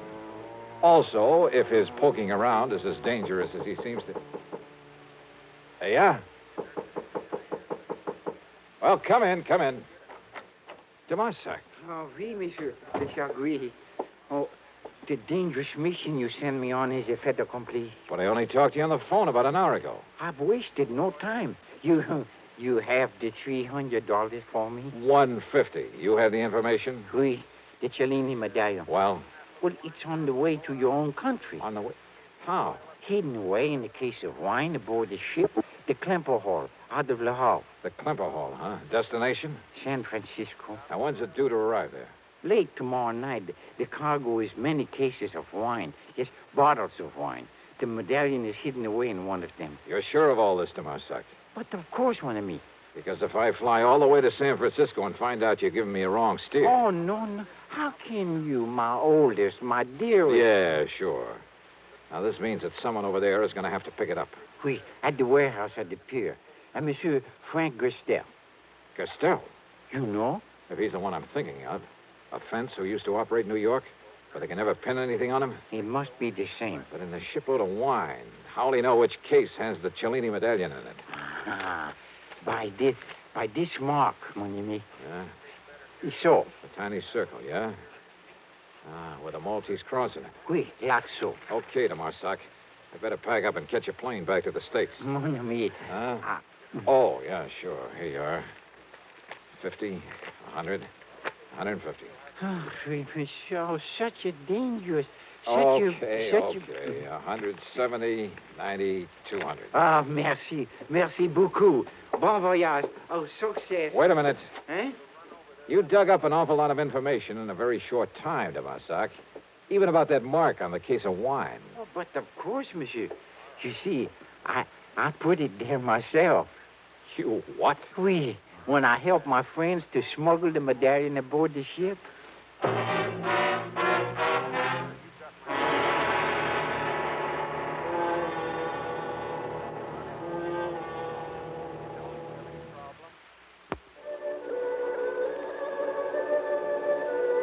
Expense account item 2 is the couple of $100 to de Marsac for the information about the stolen Cellini medallion. Item 3, $92 American for my hotel there in Paris, then a taxi out to Orly. Item 4, $5.99 even plane fare, Paris to New York to San Francisco, and a taxi to my favorite hotel, the Huntington, up on Nob Hill. A pea soup fog had settled over the city, and the driver had to practically feel his way the last couple of blocks. By the time I'd cleaned up and changed my clothes, it was late, and I was hungry. And after the long plane trip, I was glad for a chance to walk over to the Fleur de Lis on Sutter Street. Cocktails and a rare good dinner ran up item 5, $11 even. Then I started back to the Huntington, again on foot. I say I started. It was late, remember, and dark. Not many people on the streets. And suddenly I was conscious of someone behind me, slowly catching up with me. In the fog, he was only a shadow, but I was sure he was following me. I slipped out my gun under my coat and then slowed my pace. All right, brother, what? Huh? Yeah. Hi, Johnny. Smokey Sullivan. Yeah. Well, what under the... How are you, Smokey? I thought that was you coming out of that Fleur de Lis. Hadn't you better put that back in your coat, huh? Oh, yeah, sure. Hey, listen, you're just the man I want to see. Yeah? Yeah. And if you can dig up some information for me about somebody, I'll make it worth your while. You're real good to me, Johnny. I'll do anything I can. And listen. Yeah? I don't know why you're out here this time, and maybe this ain't got nothing to do with it. What's that, Smokey? I've been hanging around the docks the last couple of days, down to the Embarcadero. Doing a little honest work for a change? Yeah. I'm real clean now, Johnny. I've been going straight. That's the stuff. But I know how to keep my eyes open. You know what's going on down there? What? Smuggling, Johnny. There's a lot of smuggling all the time. You know what I mean? Keep talking, Smokey. Yeah. Well, most of it comes in from Japan and China, places like that. It's the boys on the boats bringing stuff in. Oh, well, what I'm interested in... Narcotics, Johnny. Mostly heroin, stuff like that. Yeah, well, now, Smokey, when you get any info about that kind of stuff coming in, you tip off the Treasury boys, the narcotics division. Me, Johnny? Me go to the cops? You mean because of your past record? Yeah, they wouldn't believe me, Johnny. That's the trouble with going legit. I mean, the kind of guy I was. Don't ever kid yourself. I don't want to lecture you, Smokey, but believe me, it's the best way in the world for you to make up for some of the things you've done in the past. Look what you've done in helping me. Yeah, I know. And it was you got me going straight. But don't you see, if anybody was to find out that I was informed... Don't worry. The Treasury boys will never talk. Okay, Johnny. But now the man I'm interested in... But now, like I was going to tell you... Smokey, listen. Like I said, most of the stuff is from the Orient. But down there to the docks, a couple of nights running now. Well, Johnny, you ever hear of Frankie Gerstel? Are you kidding? That's the man I was going to... You mean the one who used to be a fence back in New York? Yeah. Long time ago, I done a couple of jobs for him. That was before, you know. You've seen Gerstel around here? Down to the Embarcadero. Sure. Waiting for the Klemper Hall to pull in from Europe. The Klemper Hall, Johnny? Yeah. With a cargo of French wine? Yeah, that's it. How do you know? I helped unload her. You what? Yeah, come in ahead of time, early this morning. And I got here too late? Huh? Or maybe I haven't. Come on, let's get on down to the Embarcadero.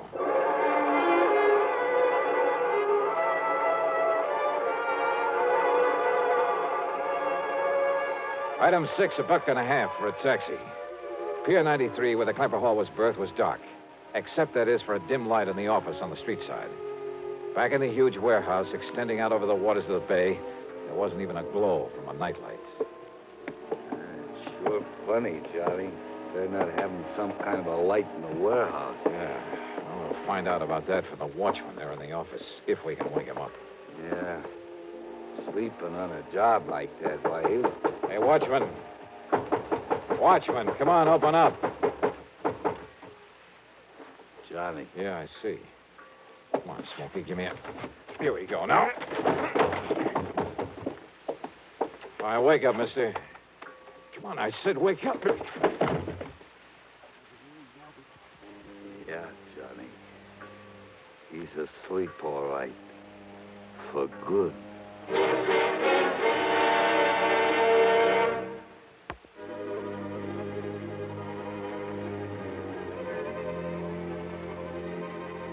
Fog-shrouded San Francisco, or the Embarcadero at night. There in the little office on the shore end of Pier 93, we found the watchman. Found him dead, with a bullet in the back of his head. Which meant that in all probability, Frankie Gerstel had gotten there before us, had already taken the Cellini medallion out of its hiding place. Or was it still there, one of the cases of wine stacked up in the warehouse in the long, dark pier? There was only one way to find out. Oh, we better get out of here, Johnny. If the cops come around and find this watchman laying here dead, even with Johnny Dollar to explain Reach up and pull off that light, will you? But, Johnny, All right, here, I'll do it. But, look, don't you see, if the cops come around, they see this office dark. Yeah, we got to chance it. Now, if this watchman had a flashlight on him... Yeah, in the side pocket of his coat. Side pocket here. Yeah, here it is. What are you going to do, Johnny? I'm going back into that warehouse. But, Johnny, don't you see, if you put on the lights back there... That's why I've got this flashlight. I've got to locate a case of wine in there with a peculiar mark on it. Something else in that case? A priceless medallion that was stolen from the Louvre. It was smuggled in so Gerstel could pick it up. But if he's already been in here and taken it... Well, I got to make sure. Now, you wait right here. Johnny, if a prowl car comes down the street... Okay, shove the watchman's body under the desk. Turn the light on again and sit there in that chair with your hat pulled down over your face. If a prowl car comes along, wave to it. Whatever you say, Johnny. If anybody else comes along, tries to get in here, yell bloody murder and get out the best way you can. I'm going back in the warehouse. And don't switch on the lights in there. But be careful, Johnny. Yeah.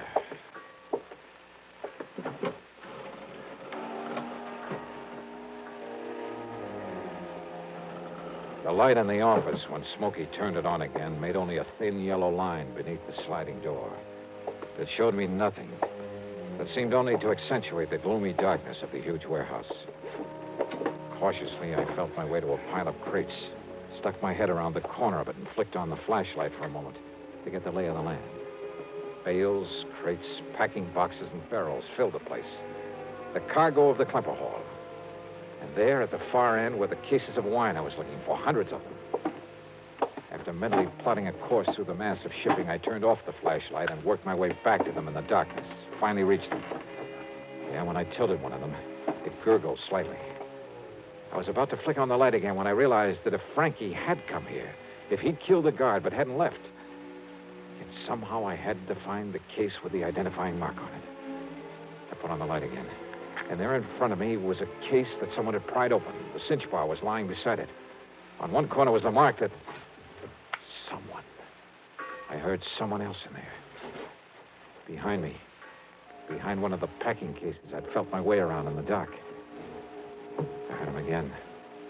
So I picked up the cinch bar. And I waited. Then... Holy... At least I'd seen the flash of the gun. But again, I waited. Give up, Dollar. I've been here over an hour. I can see in here, but you can't. Now? Well, I can see the flash of your gun.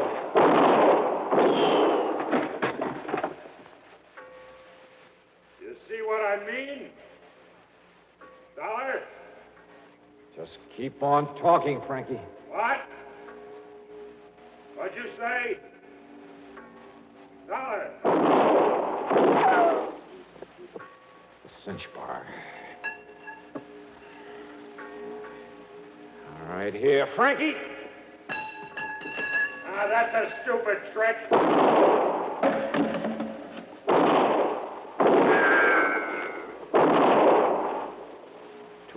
Too close. No, wait. Hey, your last shot, wasn't it, Frankie? Yeah. Hey, Smokey. Okay, Smokey, come out here in the warehouse. Turn on the lights and we'll... Didn't figure I had two guns, did you, Dolly? But you haven't. Not now. You're through. And by the time you can reload...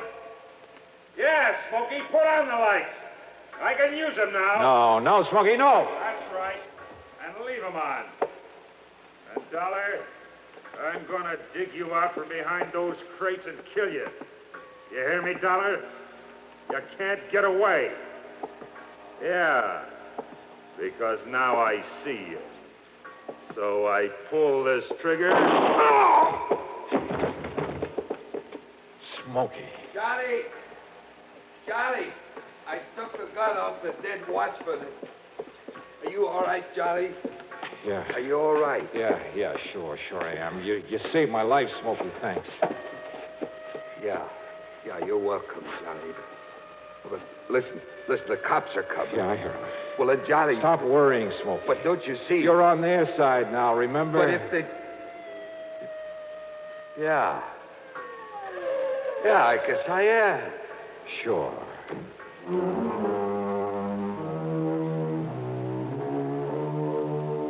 The Cellini medallion in Frankie's pocket. It was pretty obvious that he'd killed the watchman, taken the medallion out of the wine case and was about to leave when we'd showed up.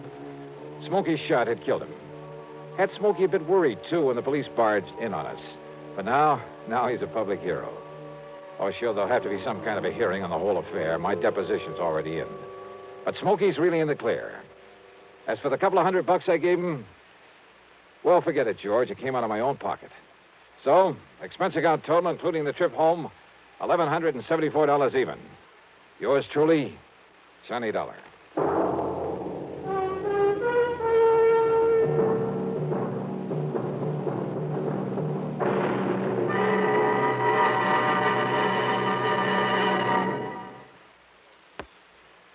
Now, here's our star to tell you about next week's story. Instead, let me say hi to 3 new CBS affiliates. They're KAAB in Hot Springs, Arkansas, WRIG in Wausau, Wisconsin, and WOMI in Owensburg, Kentucky. Welcome to CBS Radio. Yours truly, Johnny Dollar.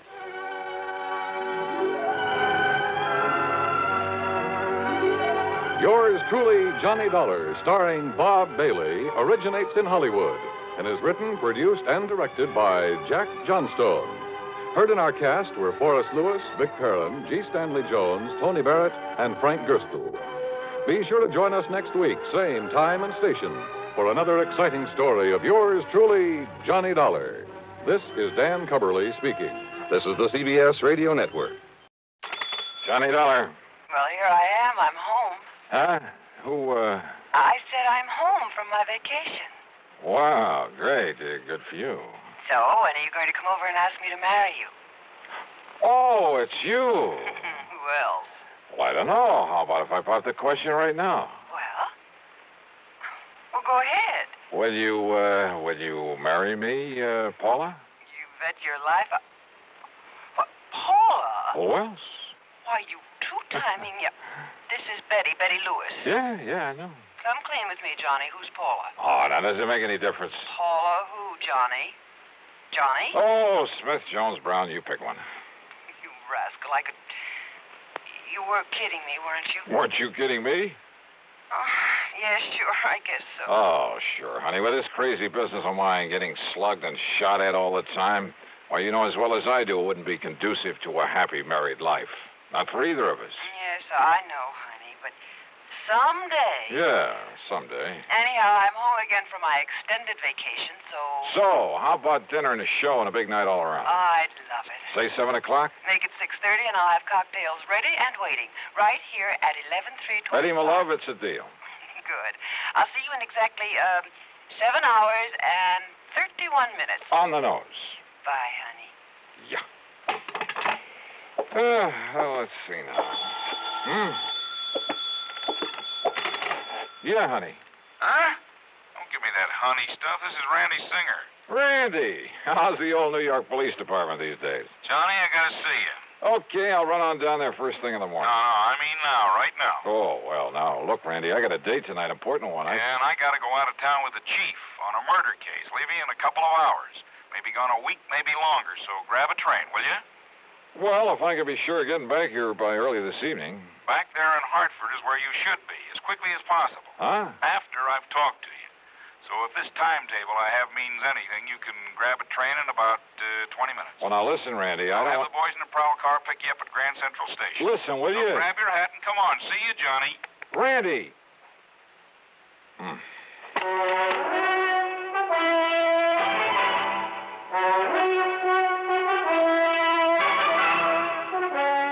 CBS Radio brings you Bob Bailey in the exciting adventures of the man with the action-packed expense account, America's fabulous freelance insurance investigator. Yours truly, Johnny Dollar.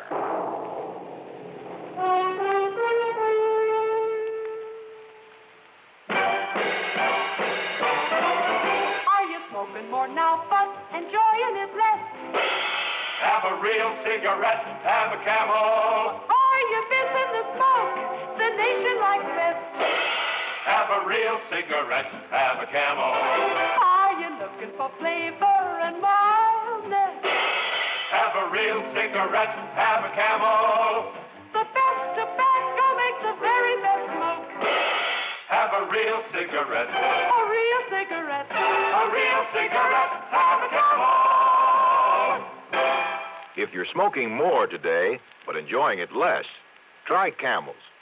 More people smoke Camels than any other cigarette. Any filter, any king, any regular. The Camel blend of costly tobaccos has never been equaled for rich flavor and easygoing mildness. The best tobacco makes the best smoke. Have a real cigarette. A real cigarette. A real cigarette, have a Camel. And now, Act One of yours truly, Johnny Dollar.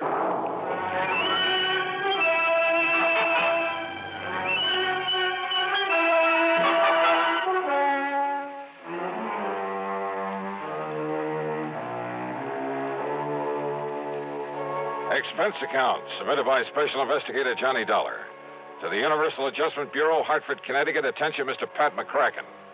Following is an account of expenses incurred during my investigation of the double identity matter. Pat, you have an assignment to this case, but it does concern some of the insurance companies that Universal Adjustment Bureau services. And if there's any question about reimbursing me for whatever charges I may run up, I'll read on. Expense account item 1, $4.95, taxi to the station and a train down to New York. As promised, Lieutenant Randy Singer had a prowl car waiting for me at Grand Central, and a few minutes later I barged into his office in the Homicide Division of the 18th Precinct. Okay, Conroy, okay. Just go tell the chief I'll be ready to leave by the time he is. Now, go ahead. Yes, sir, Lieutenant. Sit down, Johnny. Glad you can make it. All right. Tell me one thing, Randy. Is this an insurance matter? It sure is, or rather, they are. They? Maybe you weren't called in on them, but, brother, you should have been. Here, look here. Fall 1956. John R.V. Brownfield. Lived in a small apartment over on the east side, but the old boy had a lot of money. So what happened? Somebody knock him off? His death was pronounced a suicide, overdose of sleeping pills. Yeah, happens all the time. Does it? The insurance company that paid off was Eastern Casualty and Trust. Oh? How much? $41,000. Beneficiary? His wife. He'd only been married to her a couple of months. And after she collected, well, she just sort of dropped out of sight. Ask me, a lot of those companies of yours pay off too fast. Now, what do you mean by that? Listen, September 1957. Franklin P. Ogborn died the same way. Insurance paid to his widow was $30,000. Tri-Mutual Insurance Company. Well, now, Randy, the mere fact that he also died from an overdose... Listen, will you? August 1958. Peter William Gerhardt. Same thing. His widow collected $50,000. Are you trying to say you don't think they were suicides, Randy? I'd bet my bottom dollar on it. Why? Here's the last one, middle of last month. William Earl Chadwick. $25,000 to the widow. I said, why? Johnny, in every case, the marriage was only a few weeks old. A good-looking young girl and a wealthy old man.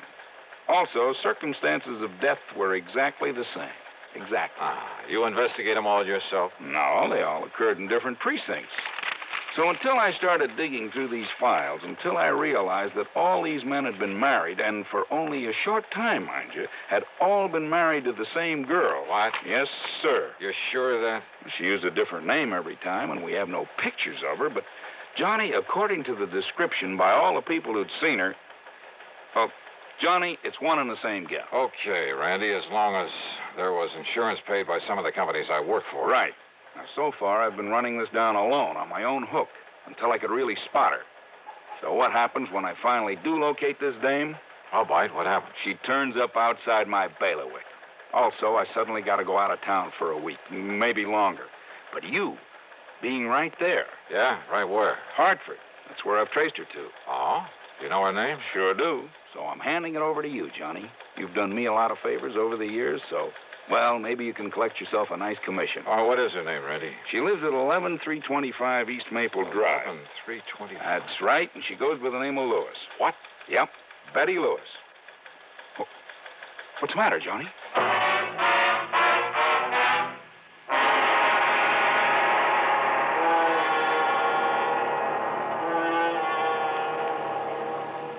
Act two of yours truly, Johnny Dollar, in a moment. Are you looking for a career with a lot of bright job opportunities and a chance to be someone? Then by all means, look into professional nursing. Young women between 18 and 35 who are high school graduates in good physical condition can qualify for nurses training. There are many fascinating outlets for nurses' talents. They can work in hospitals, private homes, doctors' offices, in research, industry, or the armed forces. There's a great need for women to teach nursing, too.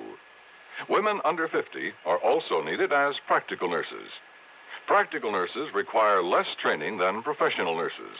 They assist in hospitals and perform countless valuable services in private practice. This message is also addressed to men, because there's an increasing number of men going into both professional and practical nursing. So, find out if you can qualify for a nurse's career. Inquire at your nearest hospital or inquire at your nearest school of nursing. And now, Act Two of yours truly, Johnny Dollar and the Double Identity Matter.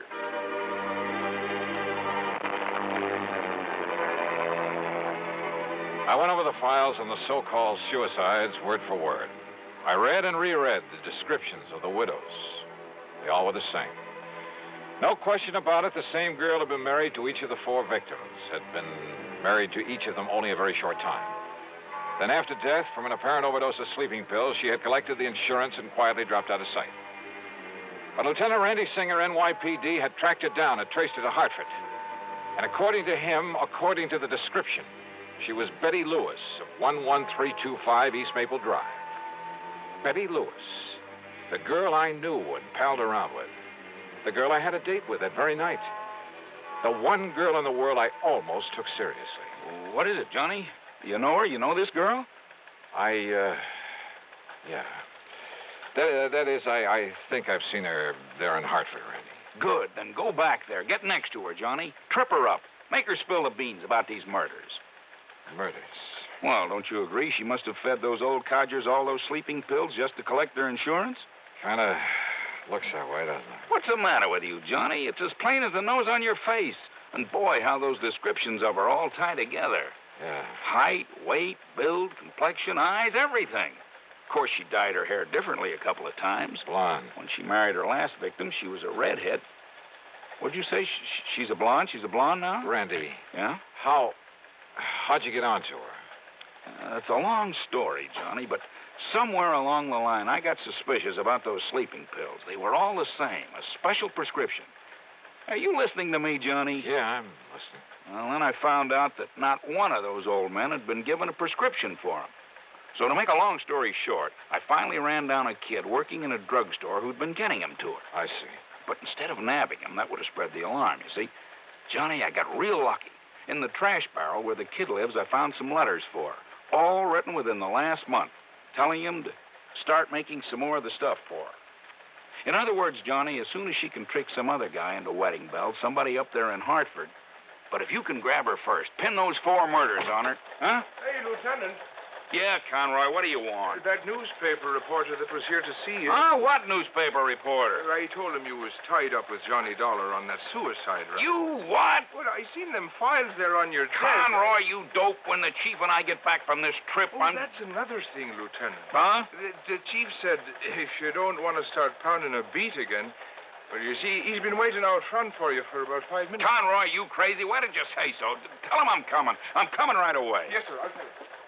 Johnny, will you take it from here? Down. Sure, Randy. Attaboy. It's truly Johnny Dollar in a moment.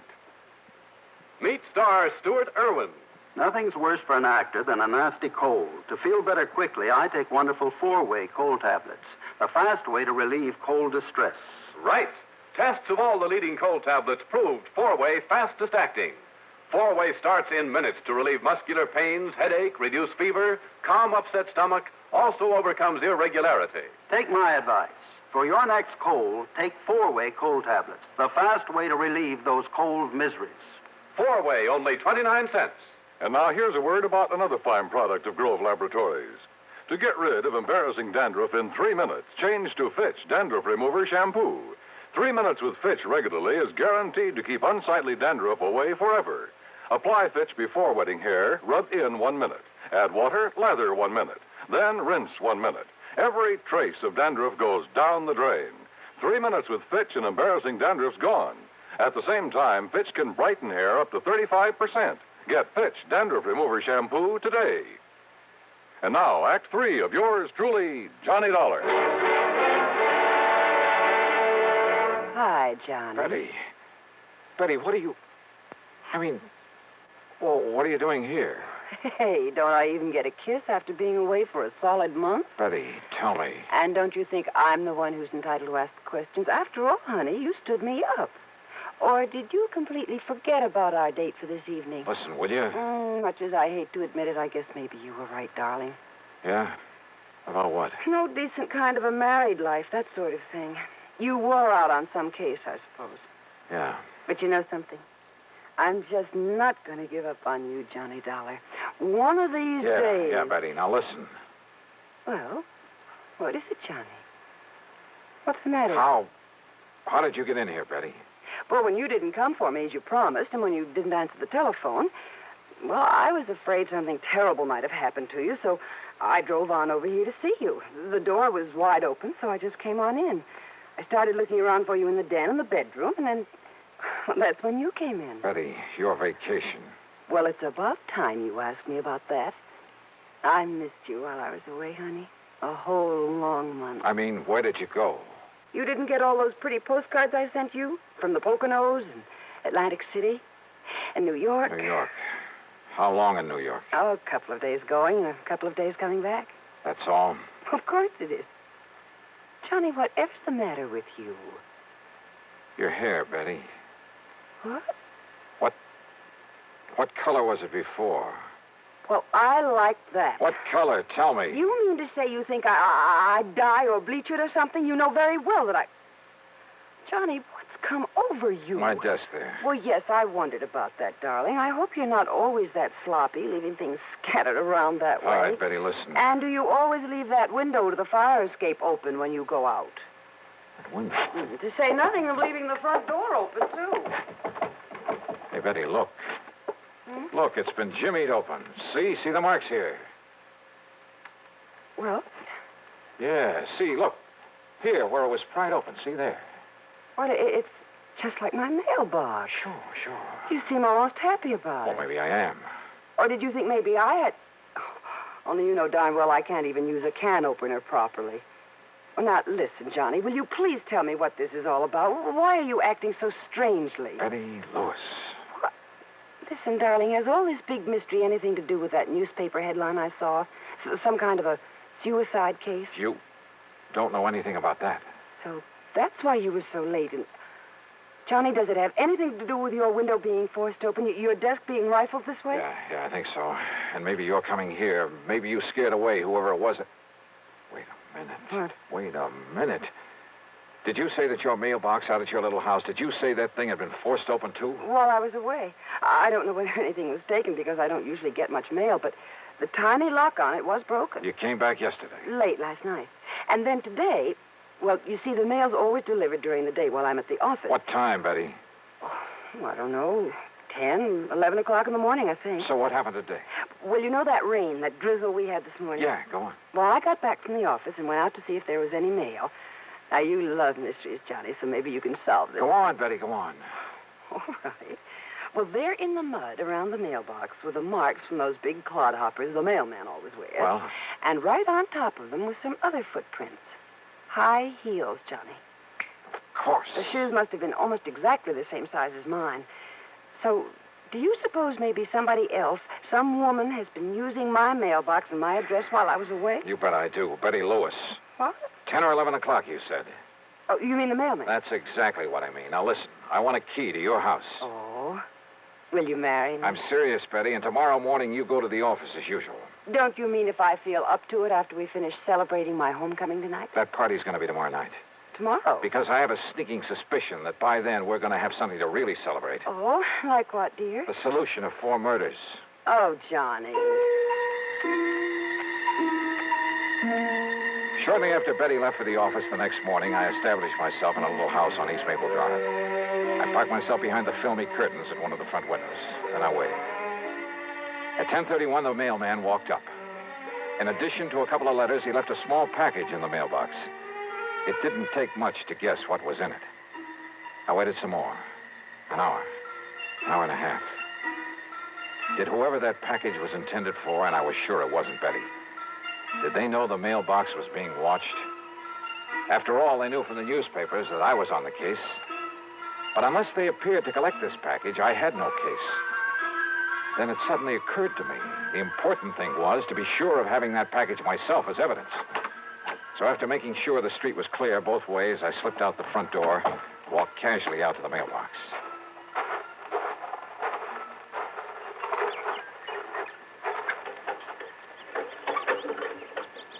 Aha. Miss Betty Lewis, 11/3/20. Huh? Just a minute there, you. Yes? Just what do you think you're doing poking around my mailbox that way? By golly, you do look like her. What are you talking about? The real Betty Lewis. Well, I'm Betty Lewis. Now, if you don't mind, that package you just took out of the mailbox. Sorry, miss, whatever your name is, but I need it as part of the evidence.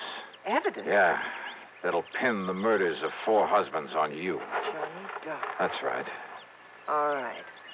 Give me that package. Oh, put that thing down, lady. I'll pull the trigger, Johnny, if you don't give me that package. Give it to me. Okay. Whatever you say. You dirty... Maybe you're a lousy shot. No, you're hurting me. Oh. Okay, now back in your car. Now listen, Johnny, listen. Get in. Listen, Johnny, I'll make a deal with you. And you're driving, lady, right straight to police headquarters.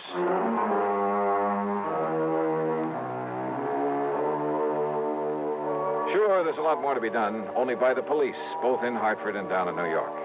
But there's not much doubt about the outcome, especially since the kid who supplied the drugs broke down and said plenty.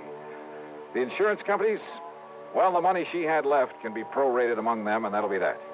My problem, of course, will be explaining things to Betty. But you know something? That may have its pleasant aspects, too. So expense account total, well, call it $20, provided there's also a fee on this one.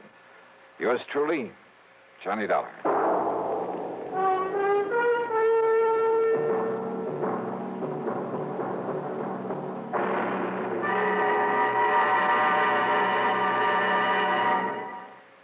Our star will return in just a moment.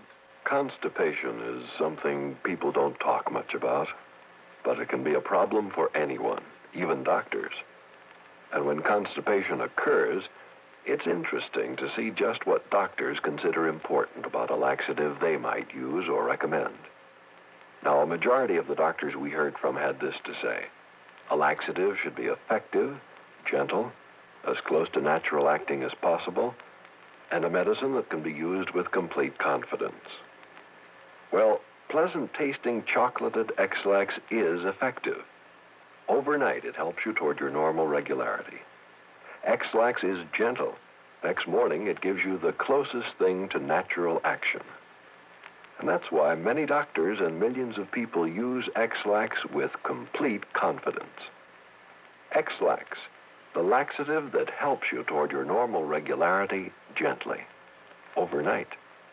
Is X-Lax in your medicine cabinet? Now, here is our star to tell you about next week's story. Next week, the wildest bunch of crooks I ever tangled with. Join us, won't you? Yours truly, Johnny Dollar.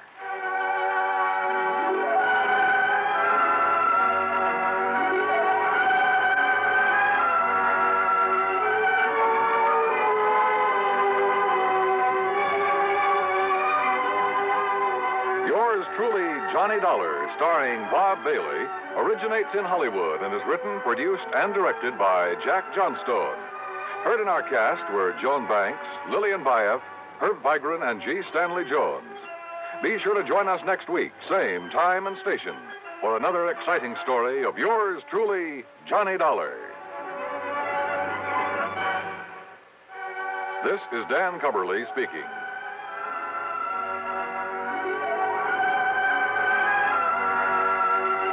Fate stacks the cards against a jittery gamble in suspense. Next from the CBS Radio Network.